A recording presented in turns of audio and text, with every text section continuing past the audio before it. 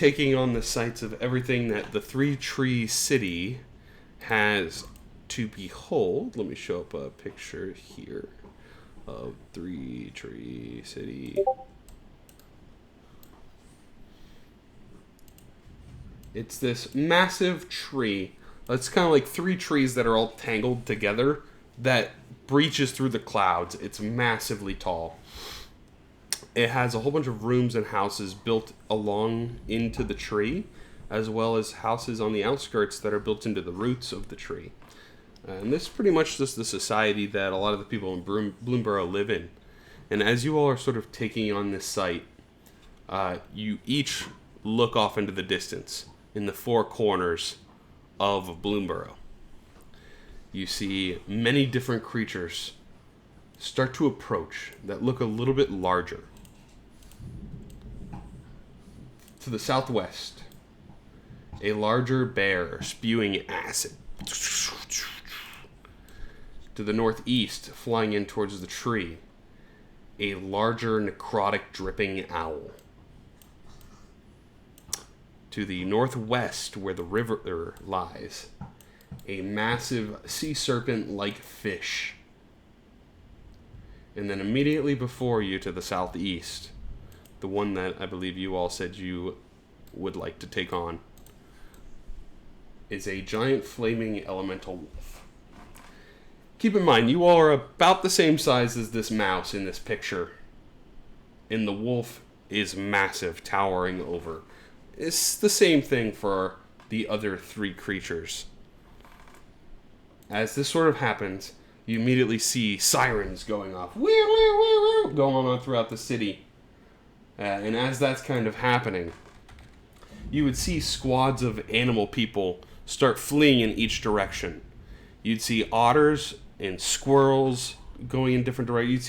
You'd see otters, rats, and frogs all heading towards the sea monster. You'd see raccoons, rabbits, and lizards heading towards the bear. You see squirrels, birds, and bats running up the tree to get the vantage point on the owl. And then it's just the mice that run towards the wolf in the field. As you all are sort of taken on with this sort of wolf-like creature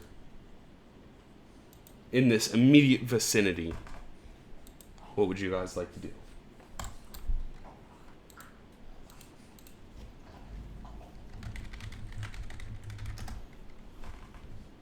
So are all of them, like I said, really huge, or just a wolf? These are all massive. Every single one of them. I think the wolf is probably approaching maybe 100 plus feet tall, 100 and 150 feet, around there. And all of them are about the same. Maybe the fish and the bear being a little bit bigger.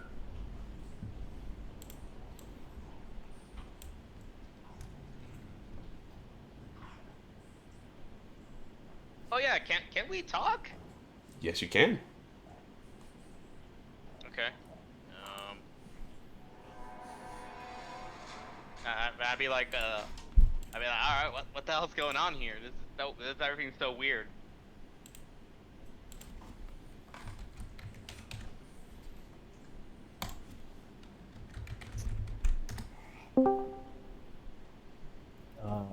Well, if it's only mice going to take on the wolf, we should probably help out the mice, huh? Not to go out of character, my Steam thing didn't work anymore. I had to download it actually. Yeah, same thing happened to me. Yeah, finally it's triggered for me. I don't know why. It's better through the original creator of the thing anyway. Yeah, so. I don't know if you can like transfer or. No, yeah, I logged into my account. All this stuff was there. It's slowly loading. So you're just gonna have to bear with me. It all gets saved in app data. So, yeah, it actually says John's connected to the server now. So, nice. So you guys do see the lone mice running off to fight against the wolf, which you notice that their numbers are far smaller compared to all of the other numbers rushing to fight the other creatures. And the mice look to be helmed by a single mice, like a single mouse, that is wielding a flame blade. Ooh. Cool. So, this little mouse is sort of holding the sword up, and you just hear them, "Charge! Fight to save the city!" Ah! And then you see all the mice, like, taking off throughout the field. And as the mice are running across this field, you see fireballs erupting off of the wolf, scorching the earth. Some of the fireballs hit some of the mice, and immediately you see them crumple up and die as their body is just laid into cinders.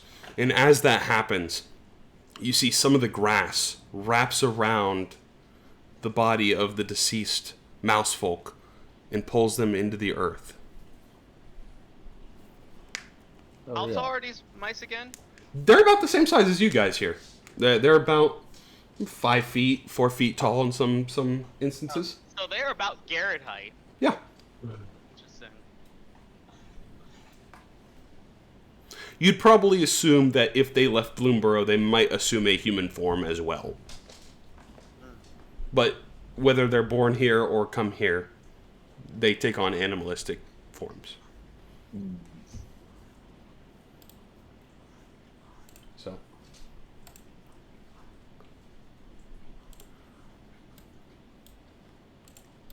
As you guys are, what would you guys like to do? We also never got a long rest, did we? We're still banged up. I will give you the benefits of a long rest for this. Changing Oh, forms nice. gave us a good rest. Changing forms left you feeling invigorated and rejuvenated and ready to continue on with your day. Thank goodness. How lucky. Alright, then I'll first do the freebie Psychic Whispers. Okay. I'll connect with the captain, Edgeward, and... Wait, I think I could do 4 people now. So I could do Edgeward, Edward, Cordell, and Baron. And you do have Wensley with you, who is assumed in a fox form. He's kind of like a orange fox. And he's like, "Whoa, bro, that shit's crazy." Alright. Let's see how long do I get it for. Yeah, 2 hours. My freebie, I can't complain. And I'm also going, since we're probably, I assume we're gonna fight this. We gotta help the mice. Alright, then I'll do this then. Cordell, Edgeward, and Edward.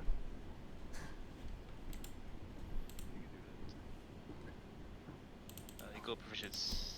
How many people I get? Oh, I get 4 people. Okay. So I'll do Edgeward, Edward, myself, and Cordell. I'm gonna do the emboldening bond.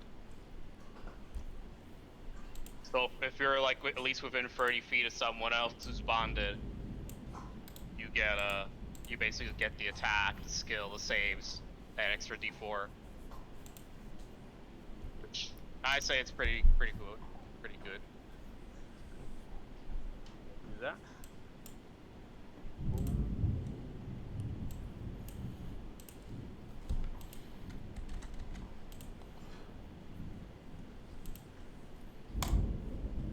Setting up the map for you guys as well.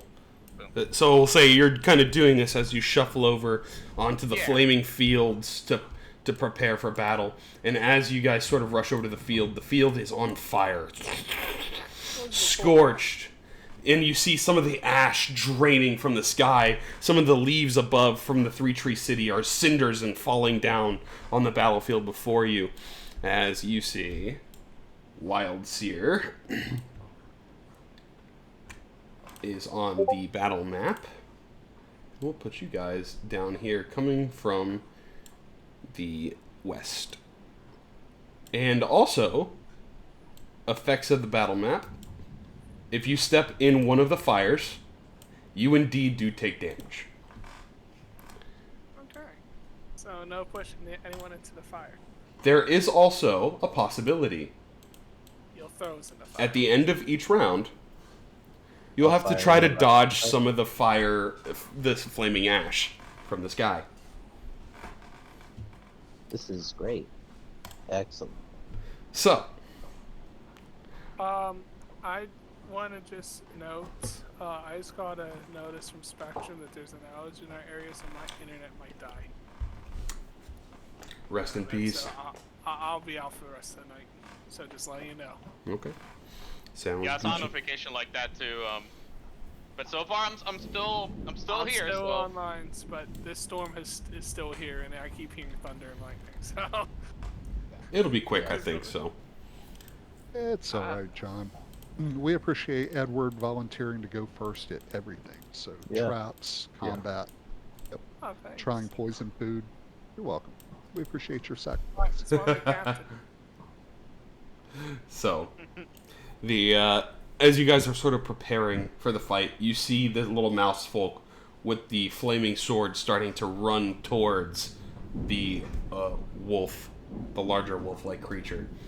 And you guys are prepping for battle. As you guys start to get closer, you're having to start to dodge some of the flaming kind of embers from the air as they're kind of drifting down towards you.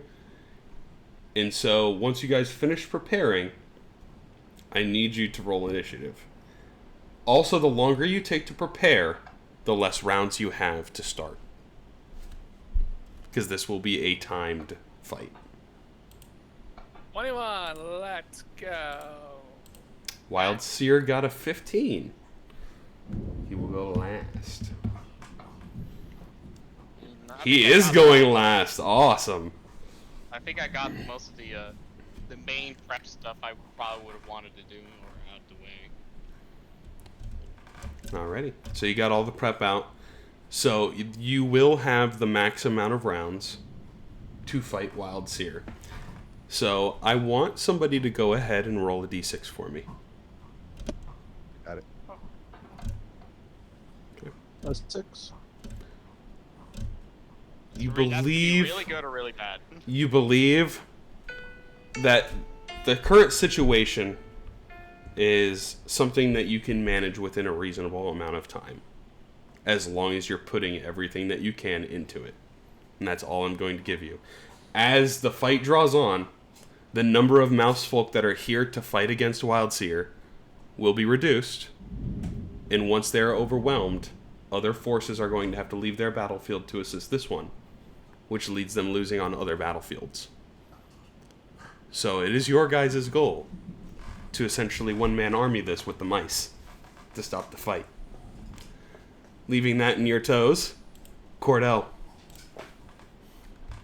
Alrighty. Well, that sounds like my cue to start blasting.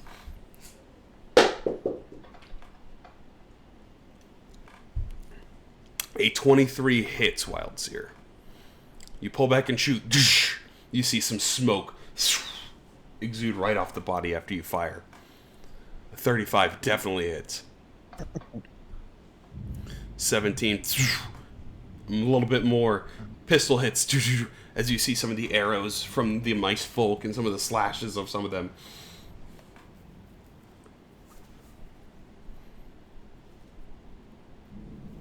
Right. You want to move there. That'll be my turn.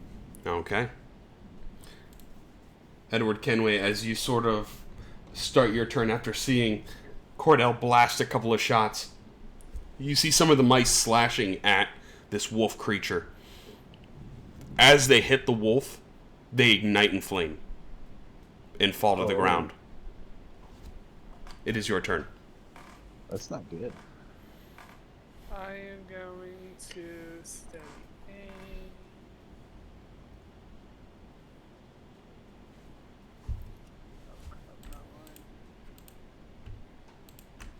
You are 115 feet away, just as a heads up. 22 hits. Can I still hit? I just want to make sure that your weapon doesn't have disadvantage. If so, you just got to roll one more time. You're using the revolver, I'm correct? the Turkish guy. You're the Turkish guy? So you are in the disadvantage range, so go ahead and roll just a straight d20. And you do get to add the d4 still, so. That does hit. Okay. So go ahead and roll Can I your get my damage. sneak attack? You do get sneak attack because currently Maybell is also next to Wildseer.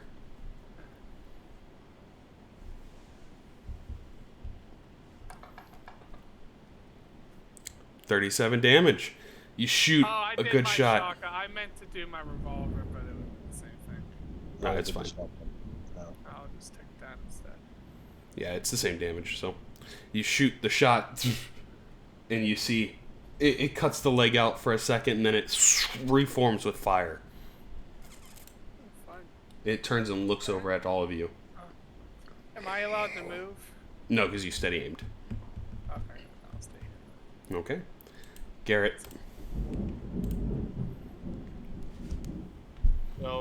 So I see this. This would seem to be like a more competent mouse folk attacking with this flame sword. Yes. Which, All right. go ahead and make a perception check for me, because you seem drawn in on the engagement between Maybell and the wolf. Okay. You notice that Maybell's sword has fire, but the fire doesn't seem to be doing anything to the wolf. They seem to be just holding the line. Alright, so I'm gonna yell out to him like, hey, I don't know if fire against fire is doing much for you. We got any frost?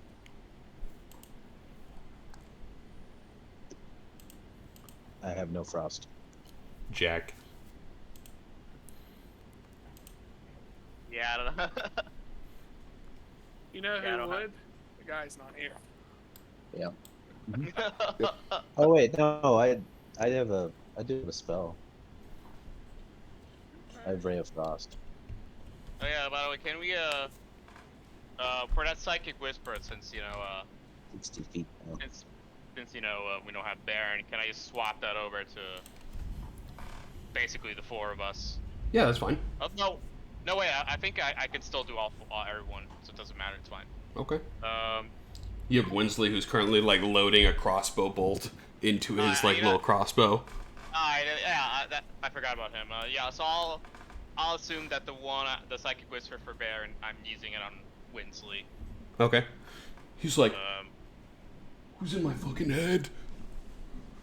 Who's in my? Is he attacking with us, or he's Yeah, he's running up next to you. He's a fox. He's loading his crossbow bolt into his crossbow. He's like, that's a big wolf, dude. And I'm like, can you fight? Oh yeah, I can try. Okay. Try not to get killed. Alright, so Don't plan on it. seeing the situation, I'm like, I don't know if I can fight it set on, but let me try to do my reasonable tactic. First, I'm gonna get the little distance here so we're not all clumped together. But Smart. The guy that's dropping flaming fire from the sky. and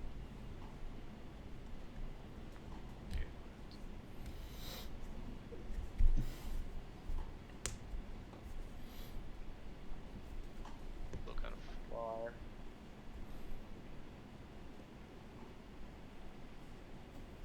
Sounds like max movement. I think I'm still quite a bit far away. Yeah, I think I'm gonna have to action dash. Action dash. Not bonus action dash. Bonus action dash, exactly. There you go.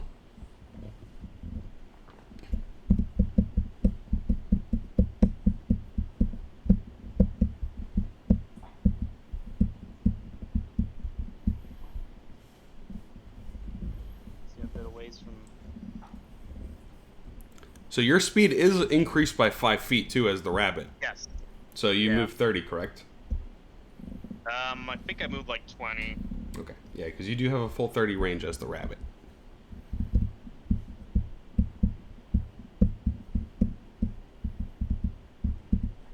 Yes.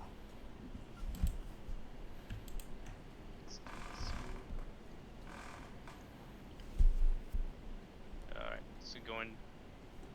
Oh, thank you. But that so I think one more spot on.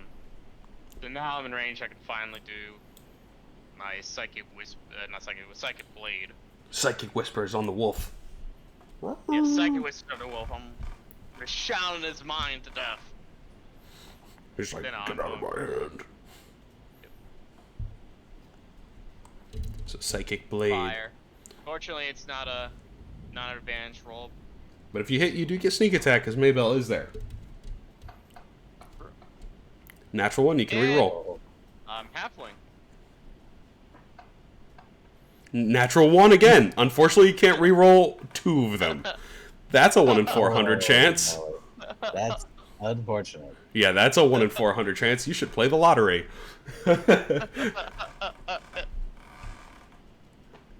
Yeah. Draw some Bloomburrow cards. Apparently. So, yeah, unfortunately, Garrett, you shoot it, and it just goes completely wide. It's almost like the presence of the wolf puts you off edge a little bit, especially seeing the pure size of it at this point. And I'm like, this rabbit body's hard to control, and I fought. I like to think he tripped on a rock, like a pebble or something. That too, it tripped twice on the pebble. The smallest pebble. You see him hopping, like, boink, boink, boink. He slips a little bit and then catches himself, boink, slips again. But shoots like, as he's oh, looking at. my foot. That wasn't very lucky. And now in my turn. Alrighty, unfortunately. Edgeworth. Okay, and we can move 30? Yes, you can, correct. Alright, just make sure this... You are also a smaller dog person, Mr. Chihuahua. 3, 4... Wait, 3? No. It's 6 spaces, right? Yes, correct. Alright. We're just gonna go ahead and shoot the old blunderbussy. I don't know if it'll reach from this range. From this range? How much? What's the range on it? If you click on your thing, it has a range of 30, 90. So 90 is the disadvantage. You're 85, so you do get attack at disadvantage. If you would like to take it. Attack at disadvantage? Correct. Because he's a little far for the blunderbuss. Oh. I don't think I have any. And also the same for the shotgun, I believe. Yeah. Shotgun's also 30, 90. Damn, if only I could have Kimbo shotguns.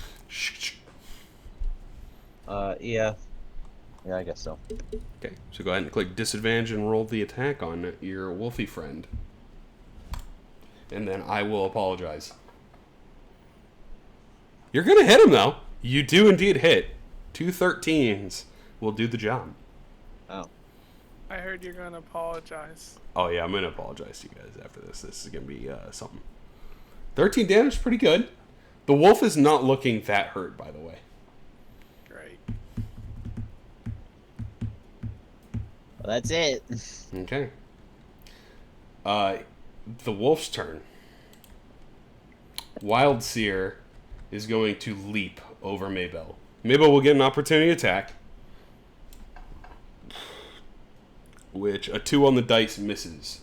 So it will leap over and land right in front of Garrett.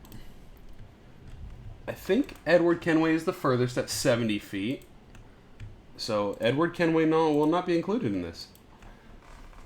The wolf is going to jump into the air and spiral into like a ball for a second and spew out fire in every direction. As it's going to use its flamethrower attack. So you all will make dexterity saving throws. 14 fails, 8 fails, 18 fails. So I can't use my evasion will give you half damage. So you will, even though you fail, you take half. So this is the damage. Holy fuck. So you get 20. You get 22 back here, Garrett. So I'll fix that for you. That almost killed all of you in one fucking turn. In addition, You see, Could be worse. Edward Kenway, you see as the fox jumps into the air and spews out the fire, it seems to go about 60 feet from the wolf. So it's about 10 feet in front of you. In addition, it's going to use its second part of its attack to make a bite attack at Garrett. Garrett, a 17 misses. As you feel these teeth swoop right in front of you, you know for a fact that if you get bit by this thing, you are getting swallowed. And just in the last moment of it, you dodge out of the way. That is Wildseer's turn. I want everybody to make a dexterity saving throw as we go into round 2. As some of the falling ash from the sky drifts down. Nat 20? 16, okay. And Edgeward Goonway. That's a natural one. So Edgeward, you are the only one. Hang on, I'm gonna use my wait. He's within range. No, I'm gonna use my reaction to let him re-roll that one. So go ahead. Bountiful luck.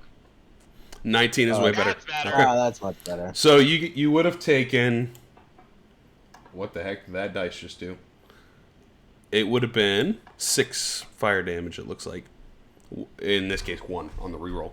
So it's only a d6 of fire damage if you get hit by the ash. But as that happens, I'm going to roll for all of the mice folk as they're shooting the arrows. They will do 15 damage total because they're not the strongest. It hits. You see a couple of these arrows hit the wolf, and then I'm going to roll for Winsley, who's loading his crossbow. 10 on the dice, the +7, he misses. So Winsley, he's loading it up, he's like shaking, it goes off into the distance. He's like, oh, sorry guys, I suck. And then it comes to Cordell. Cordell, as you're overlooking this battlefield, approximately 1/6 of the mice troop have been wiped out. So you assume you have about 30 seconds left before the fight is over. So 5 rounds. So Cordell. What happens when the fight's over? You'll find out if that happens. Basically, we have to survive. I don't know if we should just bail. You guys almost died in one fucking hit. Oh, stop it. Stop it or I'm going to cut your internet off. Alright.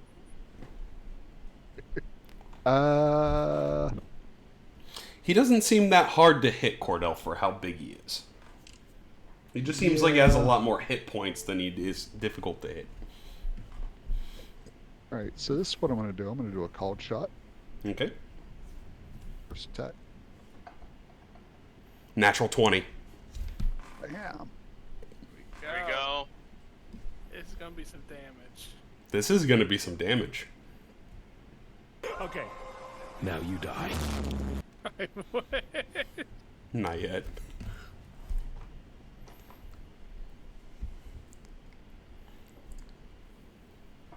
Oh, that's some dice. Oh, that's some damage. 40. So, as you pull back and shoot Cordell, you see him phase out for a second before he blinks back in. He is considered bleeding. Alright. Second attack. Called shot.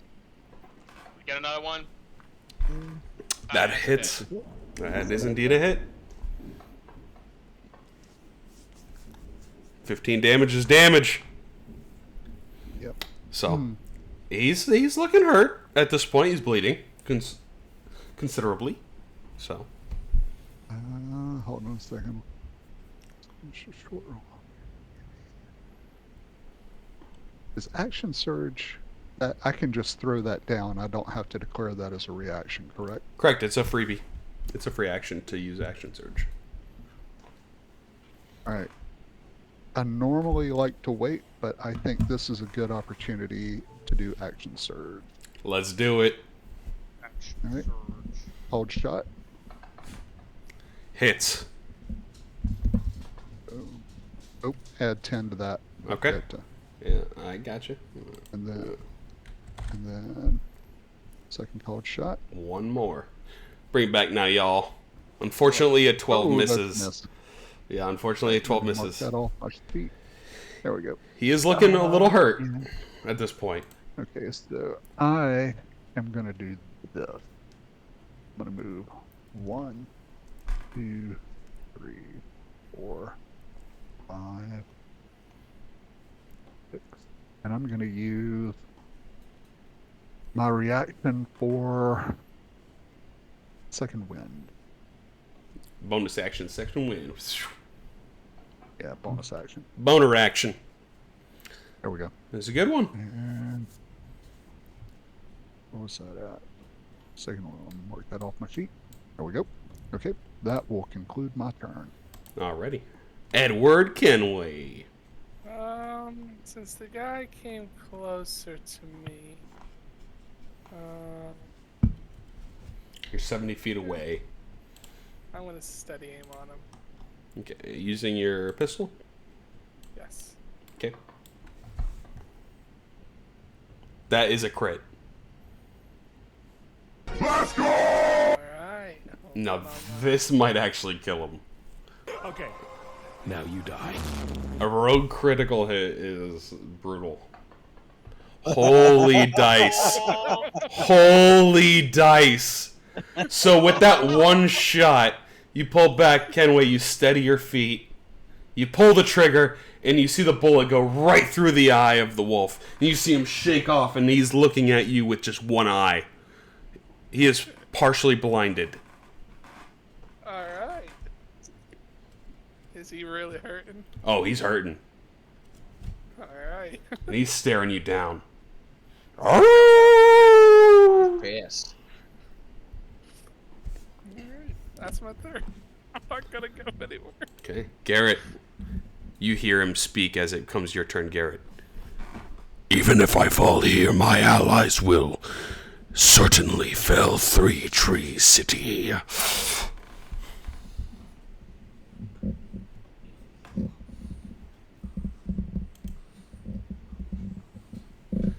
It's alright. I'm like, it's alright.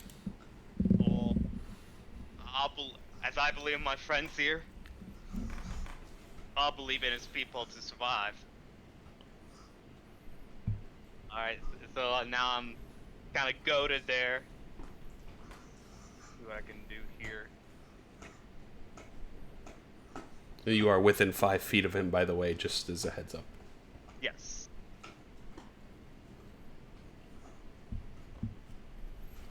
So I'm actually gonna. I don't know if I've actually used this in the campaign yet. Oh, by the way, where's what position is Mabel? About 30 feet to the right of Wilds here. Okay, so right now, if I'm pretty much in like flanking position. No, because he jumped over Mabel. Oh, okay, Mabel's like in the 30 feet to the right, like never mind, 6 squares. Say like six squares to the right. There. All right. Gotta do this here. So, it's a question. Could I? Let's see if I can do this.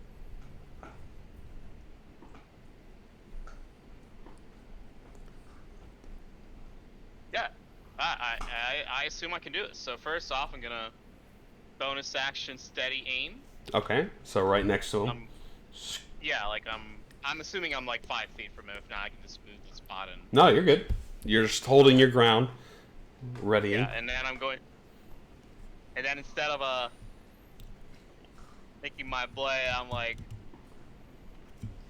taunting him. So I'm going to take my rabbit paw or whatever. I'm gonna do a sage pose and charge up what looks to be some necrotic energy. Okay. Almost make it look like a. You know what? I'm thinking like a cross between like a flame and the Chidori. Okay. So and I'm gonna like try to punch right at it. I'm gonna cast Inflict Wounds. Steady aim, inflict wounds. Okay, I like it. As you touch the wolf, you also... That does hit. But you also take some fire damage for touching the wolf. Fine. You get sneak attack? You do get sneak attack. I will give it to you. Nice. And then I'm going to need... it's going to be you and I think just Edward. I think Cordell moved out of the range just barely. Yeah. As you grasp onto this flaming wolf, you feel it burning your hands as you sink your necrotic energy into it. I need Garrett, Edward to make a dexterity saving throw, and Maybell will also make one. Maybell failed. Okay. So Garrett succeeds. Edward, you fail. So Mabel and Edward failed. For...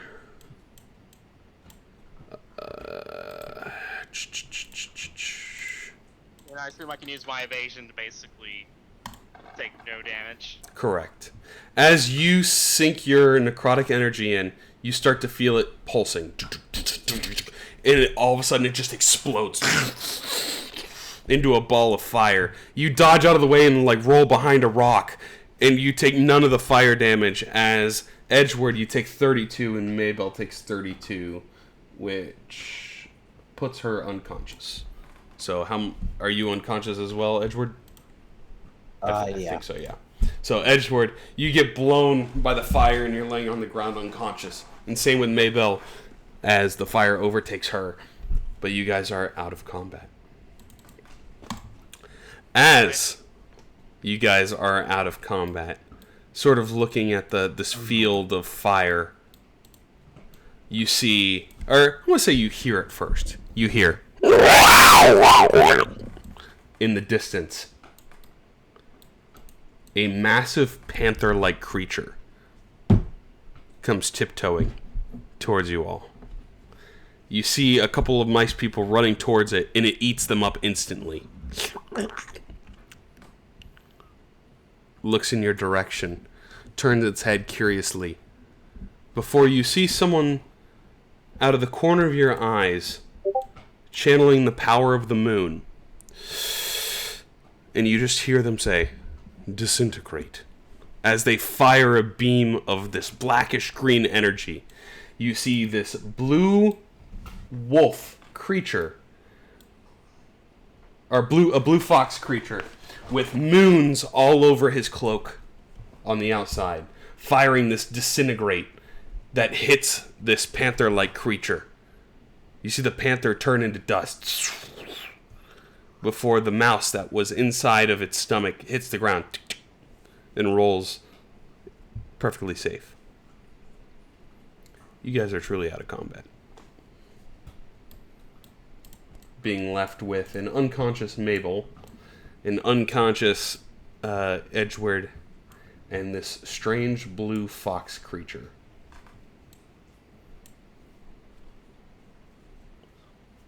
First things first, I'm gonna tap Edward here with Spare the Dying. Okay.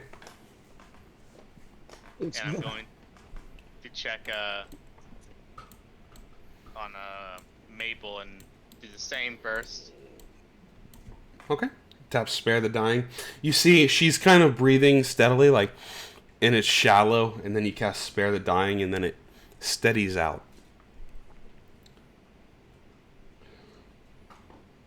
As she just kind of lays there sleeping in the field.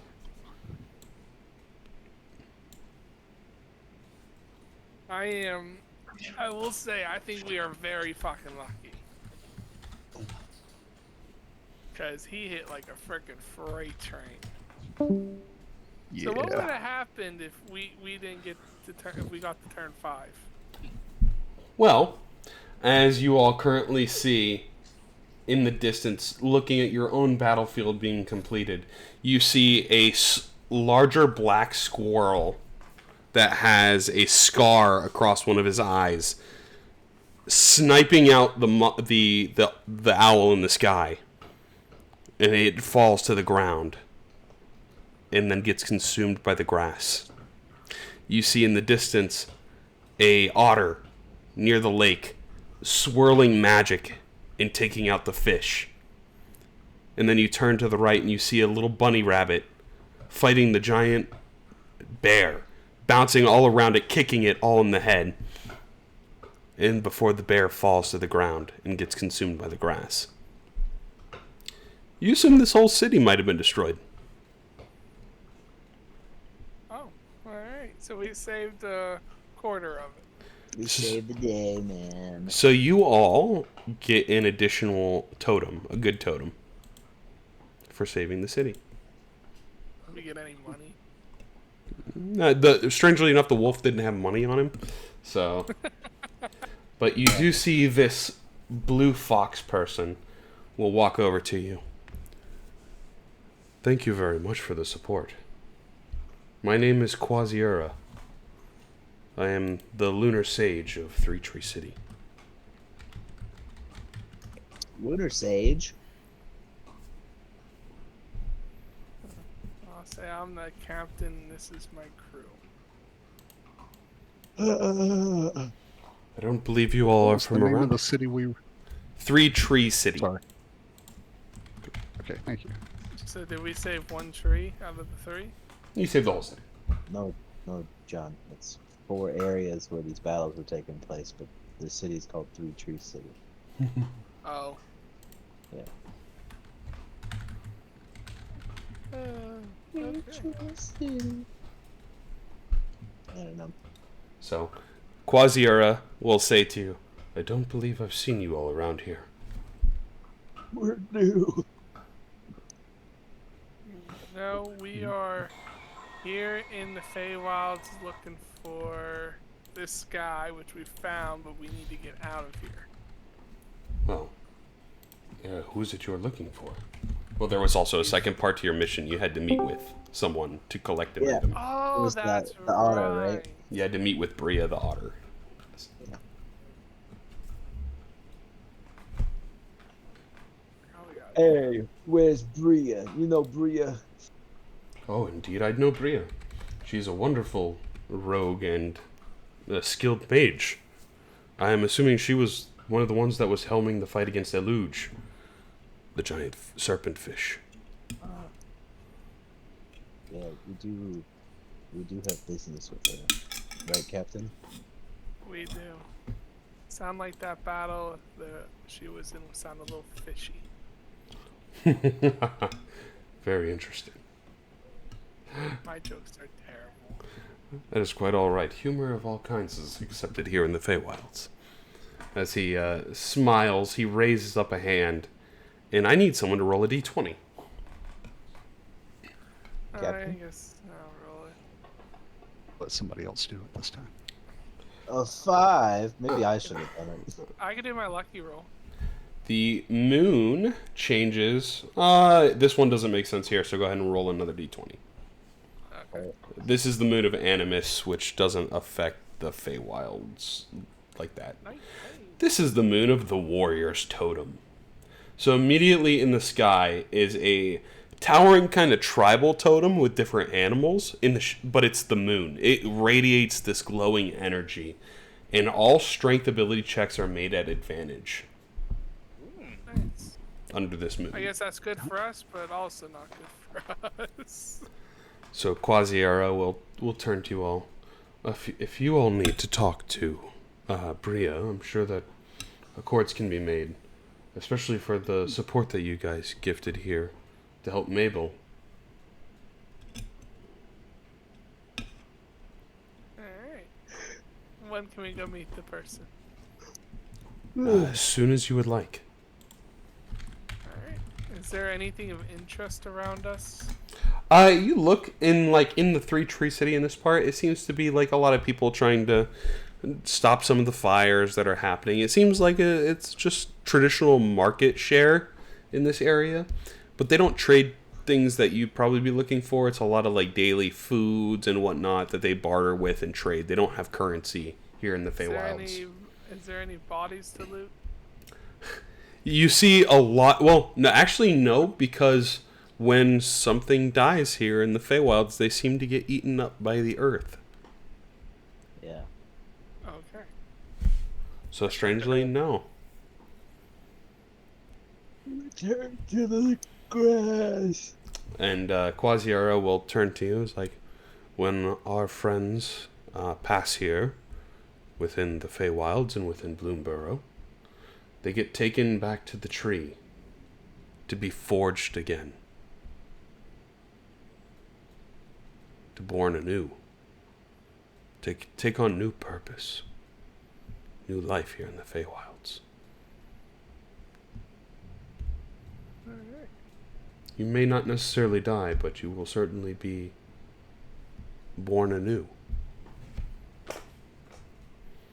Will we grow from a nut on a tree?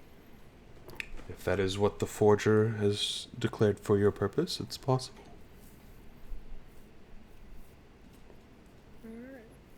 Alright, well, I guess let's go see this whatever person we're going to look for. Looking for Bria, the otter. You'll see a couple of other people. At this point, you'll see a large stork fly down and pick up Maybell, and then fly back up into the tree, carrying her. You'll see, walking down from the tree, as you guys are currently walking northwest through the main part of the city to get towards the river, you'd probably see one of the squirrels walking down the tree. He's like got scratches and cuts up all over his body. He looks like he can only see out of one eye. And you hear a whole bunch of people like, "Oh yeah, awesome, Chatterfang, you did it. Oh," and he's like, "It was nothing." As he's kind of like walking by you. And you see this little, the best way to put it is a hippie bunny. It's a bunny rabbit that has a flower crown on, like a flower child. That's kind of walking away from the bear. And everyone's like, "Oh my goodness, I can't believe you did it." And she's like, "Oh, this is nothing, you know." As you guys continue on towards the stream, a whole bunch of people are starting to praise this otter that is jumping up and down out of the water for taking out the massive fish. As you see, Bria. Not what I expected. Bria, Bria. What do you mean? It's an otter.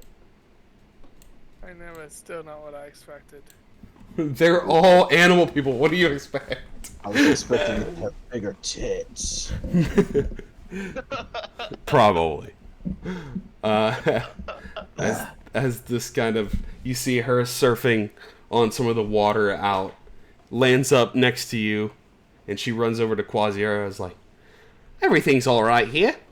How'd everything on your end?" He's like, "I didn't expect Yigra to show up, but it's been dealt with." And she's like, "Oh, that's good then." Turns to you all. "Haven't seen you lot around here before. Where you from? Y'all look interesting. Especially you, looking like a big lizard with a gun."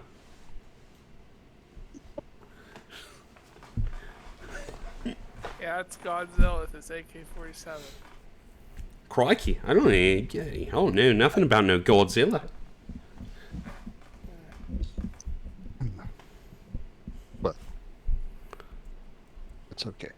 I won't hold it against you. Well, can I help you all with this, with something? We're here on a mission. Mission, you say? Yeah. Where's that one guy that was with us? You see Wensley is with you. He's just like, he's still shaking a little bit, and you he's not wearing pants anymore since he's turned into a fox. He's definitely left a couple nuggets behind him. Like, he's like, this is a little bit beyond what he's used to dealing with. And he's just like, I'm out of my wheelhouse. He's like, oh yeah, but he's trying to stay cool about it. He's like, oh yeah, yeah, I'm here. What's up, man? Why are we meeting with Bria? Oh, yeah, we were supposed to pick up the thing for Scrambles. And as soon as he mentions the name Scrambles, you see Bria's like, oh, I know why y'all here. And she pulls out this thing from her pocket. It's this really, really tiny book. Like, we're talking, if you can hold a book in your hand, this is about the size of your fingers. Like, you could hold it open between your two fingers. It's almost like it's a spell book big enough for a hamster. And she will pass it over to you. And this is the part I wish Daniel was here for. Mr. I'll be on at 7. But she will... I thought he wasn't getting on. He said 7:30. Should we wait for him? It's just exposition. I think it'll be fine. But as she will describe... Yeah, Scrambles was in the 10 towns and trying to stop some aliens that were doing some experiments on some people. And the aliens managed to steal a spell book while they were there. She was trying to save this, like, gnomish wizard person that was aboard. They were trying to turn into an alien. Well, those aliens, they flew here to Bloomburrow. And I nicked the spell book back. So, I think that's probably why she didn't do it herself. It's because she's probably stuck with the spells that she has. So, but I did it all right. Here you are. And she'll pass over this really tiny spell book to you all. And for Daniel's sake, since he's not here, that was the aliens that were trying to turn Albus into an alien. For his previous character. So, there you are then. Is there anything else that I can help you with? You must find us very trustworthy just to hand this over to us. I know why you're here. I've been told. I told that people were coming soon. How do you know we're the people, though? How do you know we're just we not also- some random person? We have what's his face with us. What are you talking about? Nobody How do you just know that? nobody just comes to Bria asking for things for Scramble. I haven't seen Scramble in a very long time.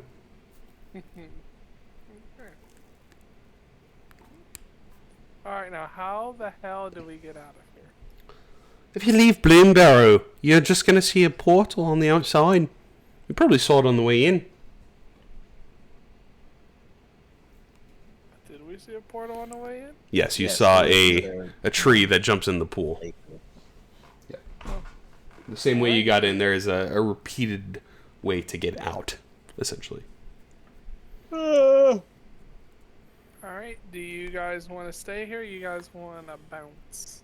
Oh, question. Should we ask about the asylum? What's going on with the asylum? Who are you asking in particular?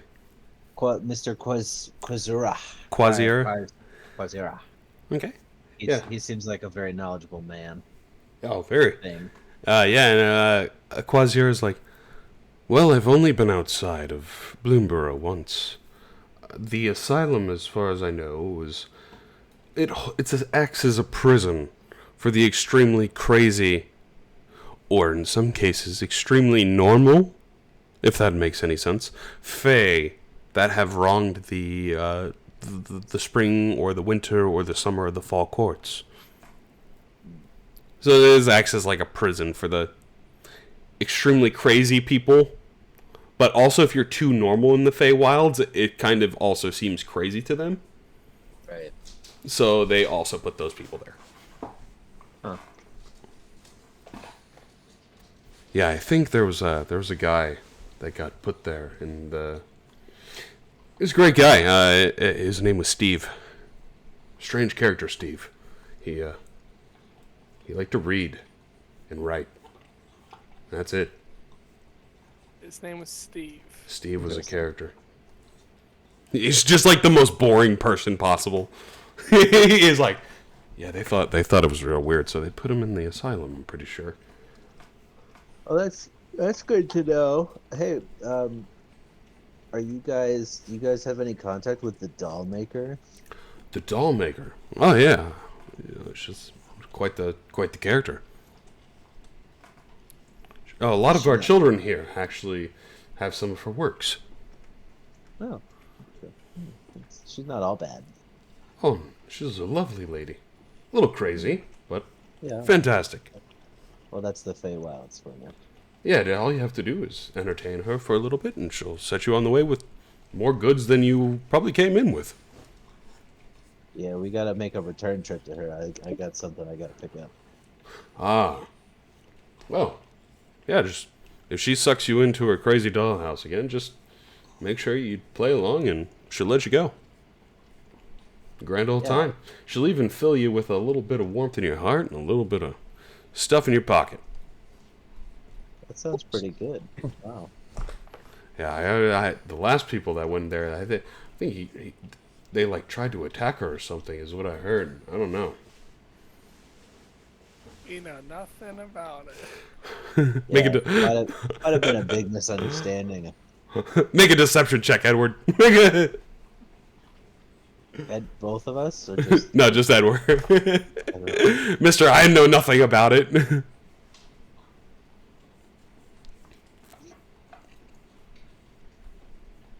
He looks at you. Quasiera seems rather insightful. He's just like, I will not pry any further. Don't worry. Yeah. There's no point in lying to a freaking moon sage. Yeah. Well, They might be book smart. They might not be street smart. I know he's definitely got both. Is there anything else of value you might be able to help us with? Maybe you have some type of smith here who can do some good upgrading work. I don't know. Oh, I don't know what your current set is, or what we could provide, but there is a possibility if you're looking for upgraded armor sets. Can you do level 2 enchantments on items? What is level 2 enchantments? He looks at you. Never mind. Never mind. There's your answer. What about that flame sword that It belongs mouse to person over there has? That looked pretty cool. Oh, that is Cragflame. Cragflame is a special sword that chooses its wielder. Oh. Currently, Maybell is the only one in centuries that has been able to wield it. Almost like Mjolnir. Oh. Are there any other sacred treasures that you guys are, unable to use? There has been one recently, but I think it was in the possession of Scrambles. It was called Rabbit's Foot. Oh, that's probably why you can teleport. Okay. Well, Rabbit Foot is a blade, so... Oh, it's a blade. Oh. Don't think it would allow for teleportation. Intriguing, though. A blade. Okay, well. I mean, if there's nothing else for us to do here. Go back and see the doll maker real quick. We can bounce. Okay. Well, will this be the last time we speak to you, Mr. Quasimodo? I certainly hope not. I feel like we'll see each other soon. Sooner than you think. He smiles. Fantastic. I really thought you were going to say, I hope so. I hope fucking not. I hope... You bunch of idiots. The last time you showed up, shit hit the fan. So I hope that doesn't happen again. I feel that. That seems to be a reoccurrence with us. We get somewhere, things go to hell. Things kind of fall apart for us. I want all of you to make an insight check, by the way. Okay. Insight. And then I'm gonna take a quick restroom break. Fuck. Just in case, I'm gonna nap. Okay. Oh, I like it. Please do. So 28 and 25. You start thinking, this person has a lot of similarities to someone you know. Yes, he does. And his name is very similar to someone's. So I'm going to let you think on that for a second as I'm going to use the restroom. I know who the fuck it is. Yeah. I know who the fuck it is. Is this the guy from the fucking the place? It was Sweet man? we met.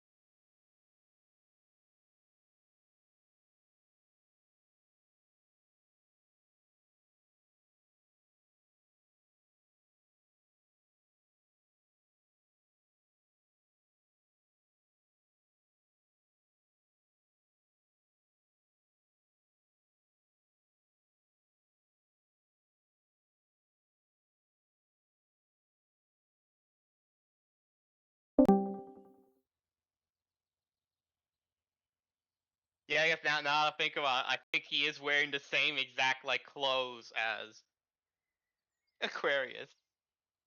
He's following us. Yeah, look, it's the same, almost the same getup. Yeah, he looks like a fucking elf. His ears are pointy.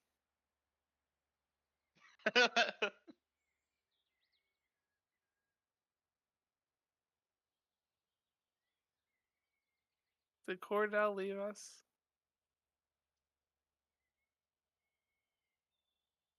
Did everyone leave us? Oh, sorry about that. Yep. Is there? I'm back. I'm back. So he will look at you and he will go, Well, Cordell's not here, or Brett's not here. oh, okay. Yep. I don't know if Hunter's here. I am. Yeah. I had to have that pee break. It's needed. I get it. Sometimes a man gotta be pissing, you know? Yeah, all the time. Aquarius Moonlit. Yeah, he is probably the most powerful person we met. Alright, I'm back. Alrighty. I apologize I didn't respond to you a minute ago, John, but I had to go pee.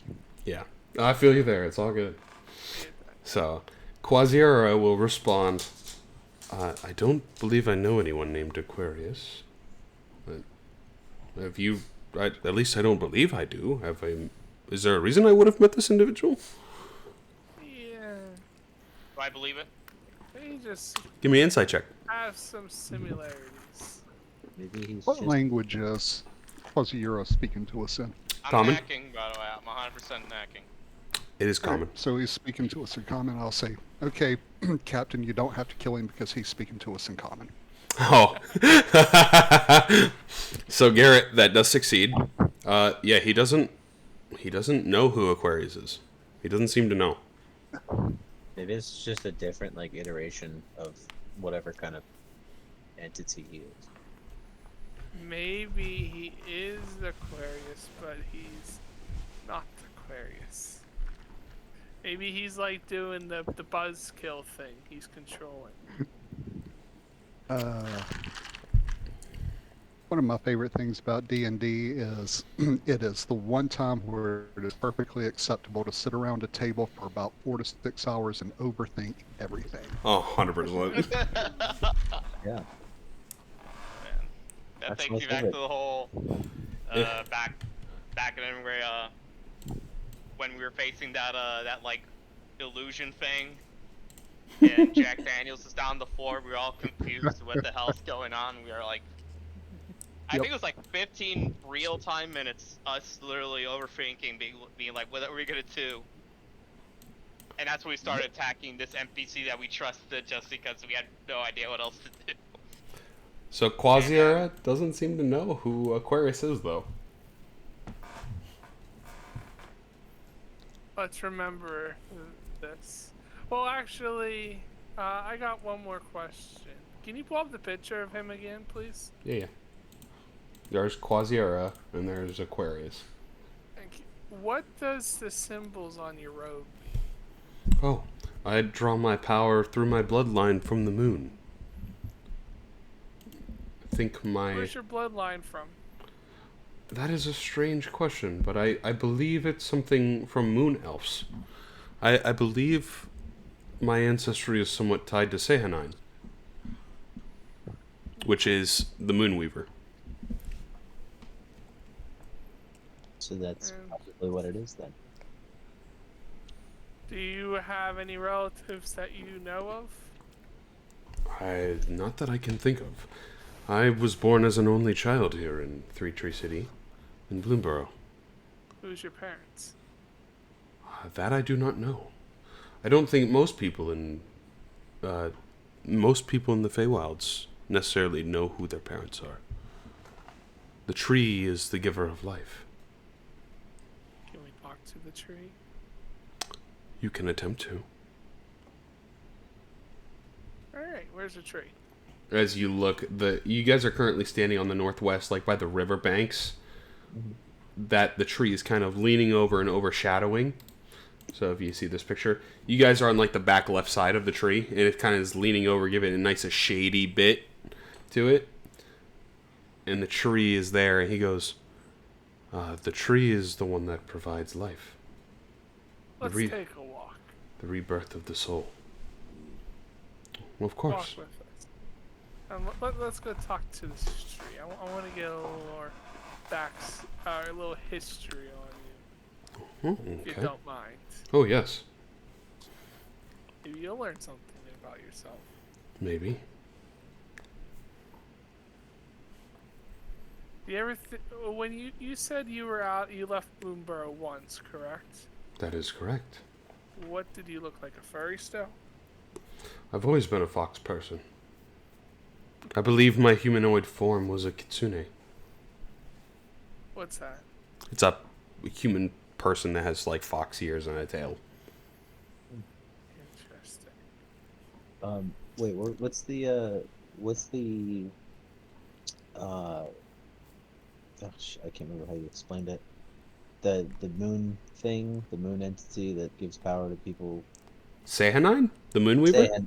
Sehanine. The Moonweaver. Doesn't Sehanine communicate through people's thoughts? So then, could we ask Mr. Quazira, if he is in communication with Sehanine? Like if he has any thoughts?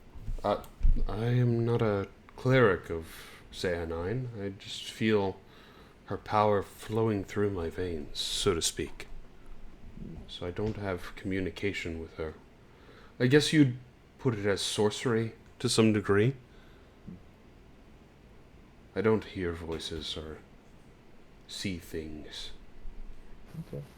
I will say something I would like to do is, as we're walking, I said, you don't mind to, I say to, Quasir, how the hell you say his name? I say to him, do you don't mind I make a quick phone call? Phone call? Yeah. I want to use my sending stone. Okay. And I want to send a message to Aquarius. Okay. And he should theoretically respond. We'll see, because you have to roll a d100, because you might not be on the same plane. Alright. I will say, hello, Aquarius, da da da da da. Do you know, however you say his name, and do you know who he is? And if so, do you know anything about him? Etc. Something like that. Okay, roll a d100.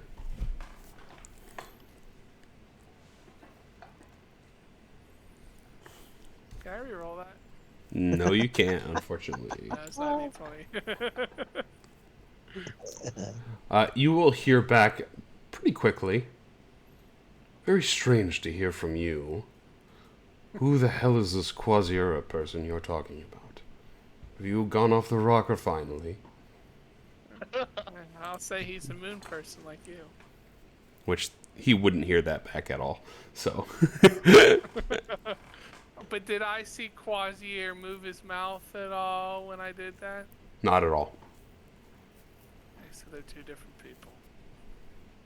Okay, I still want to talk to this tree though. They might have some relationship. Make a religion check. Alright. As you're walking up towards the tree. Alright. Fuck, my religion sucks. Mine's pretty good. It's okay. Ooh, 16. Yeah, 9. As you're walking up towards the tree, you hear like a hammer on anvil. You look in the direction where you hear it, and you don't see anything. You start hearing it in a different direction. You turn and look over there, and there's nothing there. As you're walking up towards the tree, you see this taller woman with a clay face that is staring down at you. And as she talks, the mouth does not move. The eyes remain motionless. The features of her face don't move at all, as the whole thing is pure clay. You doubt my abilities. I don't doubt your abilities. I got a question. And I may have an answer. We know a gentleman who is very similar to this guy. We want to know if they're related in any way. Give me a persuasion check. As I'm trying to pull up a picture of the individual that you see too in the background. I can re-roll this one because I keep my fucking luck on that. Am I good to re-roll that one, Pat? Yes, you can. Alright. better. Oh, my rolls suck. I should change the color of the die. You could change their color? Fuck, keep forgetting that. Go to black. Alright, let me pull up the picture real quick. Assets. I forget, how do you change the color of the dice? Up in the top right hand corner, you see the dice, the D20. Oh. Lewis So, bought some cool ones. this is the person that you see, Edward. They're like all metallic, motionless face. A blacksmith. That freaking looks like, what's her name? Sokka's girlfriend in Avatar. Suki. Fair. Suki, that's it. Yes. 100%. But, she turns to you. The soul has been fragmented. The fragment wanted to be like his brother. So he was reborn. Here. The other part is somewhere else. It didn't make it here, and it didn't make it home, where it had to go in the afterlife. So you're saying he is Aquarius' brother? Part of him is his brother. Oh.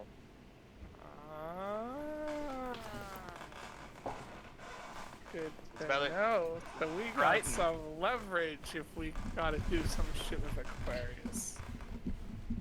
Good to know. But he's not fully Triton. And I'm like, does Trine ring a bell to you? Quasiura, the name? He looks kind of confused. Like, you are bringing up a ton of names that I have no idea. Well, I'll just say we know your brother. I have a brother? Well, yeah, maybe you do now. He's a weirdo, just like you. I take that with sincerity. As they say, he should be happy he lives in the Fey Wilds and you're calling him a weirdo. That's basically a compliment. It's sincere. He's like, is that sincere? And he kind of like tilts his head like... So just to clarify, so Black's is some other person? I thought we were talking through a tree. This is the embodiment of the tree. Oh, okay. Oh, the tree. Okay, so you said it was like almost like a blacksmith? This is the forge, the rebirther. Ah. So when someone dies in the Feywilds, they are reforged into something new. Interesting. Would that happen to us? Would we be reforged if we died? It's a possibility. You want to find out? I mean, not necessarily, but it sounds pretty cool. You know, if it does happen.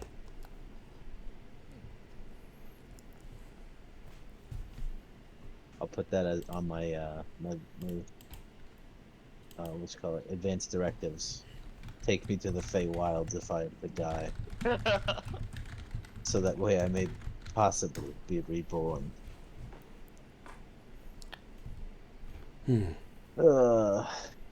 Okay, well, if that's all that this avatar does, this tree is for reforging those that have passed.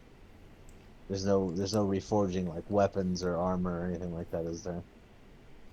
You could probably find some place that does it to a +1 enchantment level here. No, I meant like this avatar specifically, like with the reforging. No, it's a metaphorical reforging of. Okay. She shapes the soul rather than the actual armors and stuff. Gotcha. Alright. Well, Quasi-Ura. Quasi-Ura. Yep, there you go. We'll be in contact with you. I look forward to your return and your whimsical manners. You just might hear me in your head. Well, I would recommend putting some Panaceans on That one right there, as he points to Edward, who is like still stumbling. Yeah. Barely conscious. Alright. Edward, let's go get your frickin' doll. Please. Oh yeah. Also, before we head out, I want to ask more about it. Where's So where is this Grambles again? It's Rabbit's Foot. Oh, I believe That's the Guildmaster. I believed Scrambles had it. Yeah, Scrambles is the little hamster one that you met at Spelljammer Hall. Oh, that's right. I thought that was the Guild. I forgot it was his name. That's Scrambles. Yep. Well, It's all connected. yeah, some great note taker I am.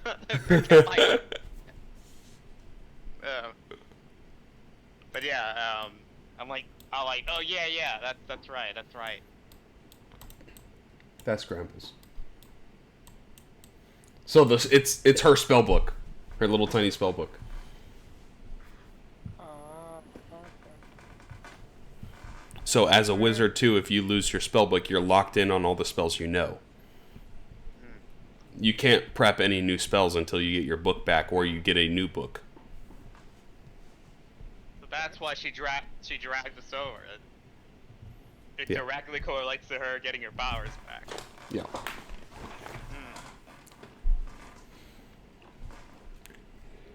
Alright. Is there anything else you want to ask, Gary? No, I think we're good. Cordell, you got anything? Nope. Alright, you just want to shoot shit. Edward. Yep. I'm a simple kind of man. Edward is currently creaming. Yeah, he's thinking about that doll. Yeah. I'm gonna have to ask her to drill some specific holes on it. That's fucking... She's the doll maker, not the drool maker. That's true. Just make That sure is you don't true. get any fucking splinters. Yeah, that's exactly. And we already had one doll story. Does that mean you're gonna do doll story 2? Electric Boogaloo? Exactly. You know, it's funny. I actually made the stat block for Quasiera in case you guys snapped on him and immediately started to try to fight him. I know you guys so well. Why would you guys fight him? You guys didn't like Aquarius? We're not allies with him, but we're not really enemies. But I think we're gonna have to fight him. No, we're definitely going to fight him because he he's pulled some shady shit on us. Yeah, He hasn't he's been able outright to just, confrontational, though. Okay. he can really do some crazy shit with the moon, so we gotta be very careful.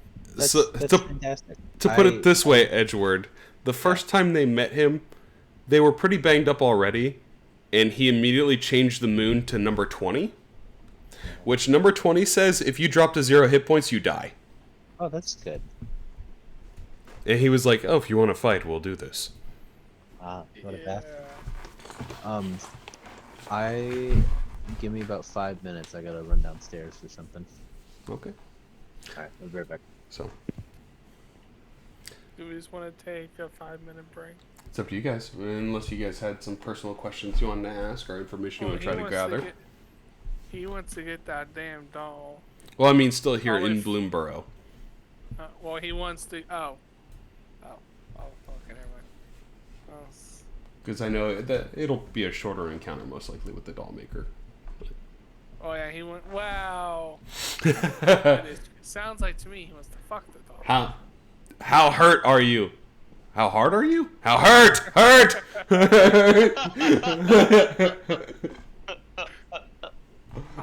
I can give you some hit points back. Matthew Mercer, quote of campaign 3. So, what time of day is it right now? It's like midday here in Bloomburrow, which is weird because it's one of the. It's still the moon's out, but it's also weird because in the astral sea it's like perpetual night. So. So, is there anyone else we're gonna fight today? Who knows? Depends on what kind of shit you get into. I just want to like shoot something. It's possible. I guess the question is if we want to like take a rest here, or we're gonna try to go to the dollhouse, maybe take a rest there, and then. If we know Edgewood, he wants to take the rest of the dollhouse. Okay. You might want to stay outside and make it a little noisy. Are there any shops here at Bloomburrow? It depends on what you're looking for, because it's also a barter system. They have most of the stuff that's being traded is like food, in like fishing gear and foraging gear. They don't seem, and they have simple weapons and stuff that they use to fight, and maybe a simple forge, but nothing crazy that you would have capable to you as in Spelljammer Hall. Everything here seems to be further behind. It's like we went back in ancient times. Pretty much. I mean, it's a very peaceful society for the most part, except when the catastrophes strike.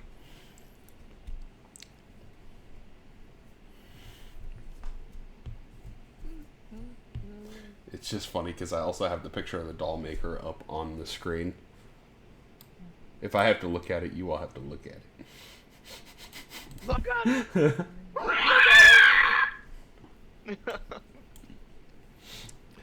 You guys didn't like my red herring for Quasiera? I did. The name is literally an anagram for Aquarius. I thought it was pretty clever.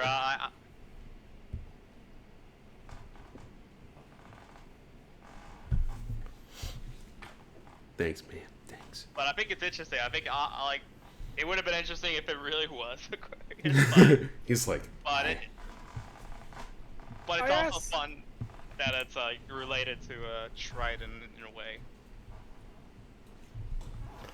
thanks, man. I asked the clay lady. I say, since we're here waiting anyways, did you name him? No, his soul named him. Soul name. How the fuck is that one? Did you just hear his soul? It's like being born with a purpose. Okay.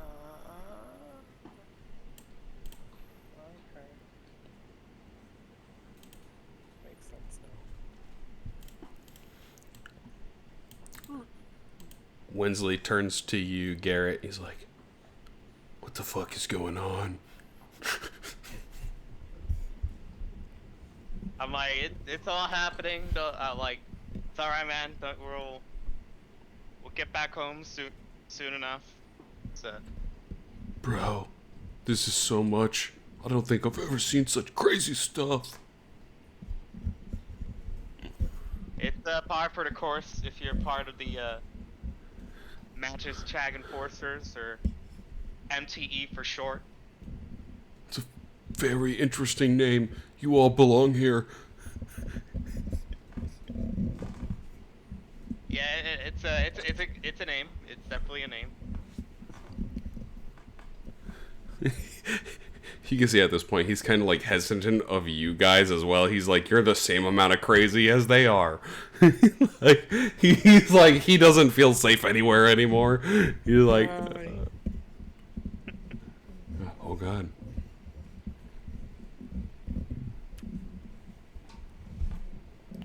Crickets. Try to find some music too while Hunter is running amok downstairs. Nice. I guess if there's nothing else we do here, I guess we could start making our way to Man, the dollhouse. You can if you want, yeah. Well, you could just say we walked to the dollhouse and we're just waiting there. Okay. Yeah, you guys head to the And then dollhouse. we're gonna, Hunter returns, he can do his business, quote unquote. Yeah. So we can always retcon a little bit too with Hunter being gone. So as you guys go to the dollhouse, you guys sort of wait on the outside as he heads on the inside. He reconvenes with you guys as you all make your way back to the portal, I'm assuming. It's up to you guys. We can retcon the stuff with Edgeward as he comes back. I would say yes, but I think Hunter may want us to. We may want to hear what Hunter has to say. Okay.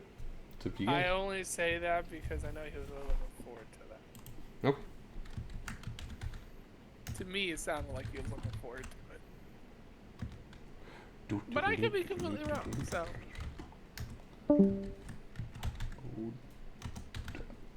We lost Iode. Hey, Iode is back. Iode is probably our most important NPC. The best one.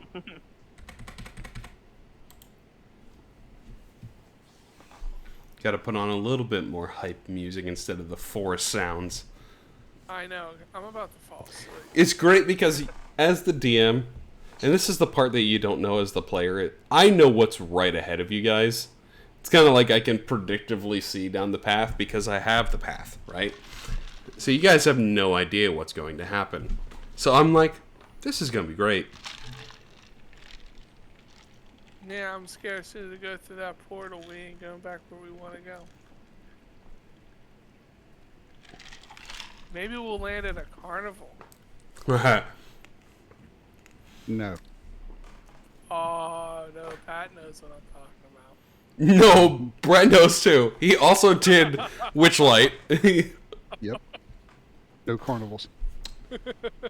Not only did they do Witchlight, I also took them to the anti-Witchlight, the one from the Shadowfell, not the Feywilds.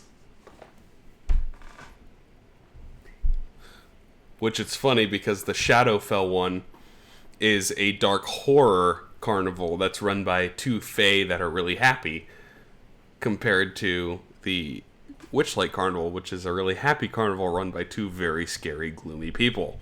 Mm-hmm. So it's like, how did this happen? Don't question it.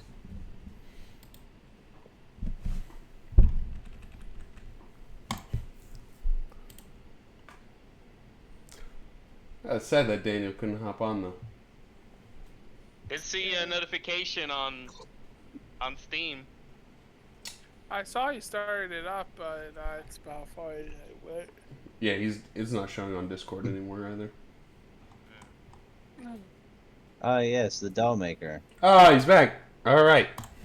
So back. So we said in the meantime here, Edgeward, that you guys ran over to the doll maker's house through the creepy woods. You are back in your original forms as you get to the doll maker's house, and we were waiting for you to role play on the inside. You know me, I love role playing. I don't believe anyone else wanted to go back inside the house. Correct me if I'm wrong. Nope. Okay. I say to Edgeward, if you want any head, just make sure you don't have any bite marks, or just takes out those dentures. Well, she said she wasn't gonna give it all up. I had to swoon her a little bit more. Does she look any better than the last time I saw her? Her hair's straight, and she has a little flower in it. Dark. Oh. Still super sharp teeth and super black eyes, and she's still barrel chested. So like skinny head, barrel for a body, 6 arms. Interesting. Okay. Do we know her actual name? I forgot. You said you did give us her actual name. I did write it down. Marta, yeah. Marta. That is correct. All right. I'm gonna do this quick because I got something I gotta go do. Yeah, I'm not the worst no taker ever. So you open the door. I'll open the door. I'm like, Marta, sweetie, I'm here. She's like, well, hello. You did come back. I told you I'd be back. I didn't expect you so soon. Oh, were you preparing the place for me? Well, I was working on the thing that you had asked me for the last time you were here. Ah, yes, the doll. Indeed. The doll. I completely forgot to check with everybody about the name. We're gonna name it this doll, since it's a female doll, a type of tree, and I was thinking willow. Oh, Willow's perfect name. Yeah. And- So her name's gonna be Willow. That's fucking wrong. She'll walk over to you. She's also a little bit taller than you. She's pushing yeah. like 8 to 10 feet tall around there. Oh yeah. And she leans over into your ear. I made it accurate. Accurate to what?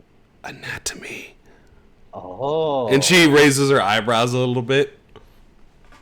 Perfect. A little casting job, if you know what I mean. Oh, absolutely. You know me, I'm all about it. All about that sweet doll maker poon. She laughs a little bit like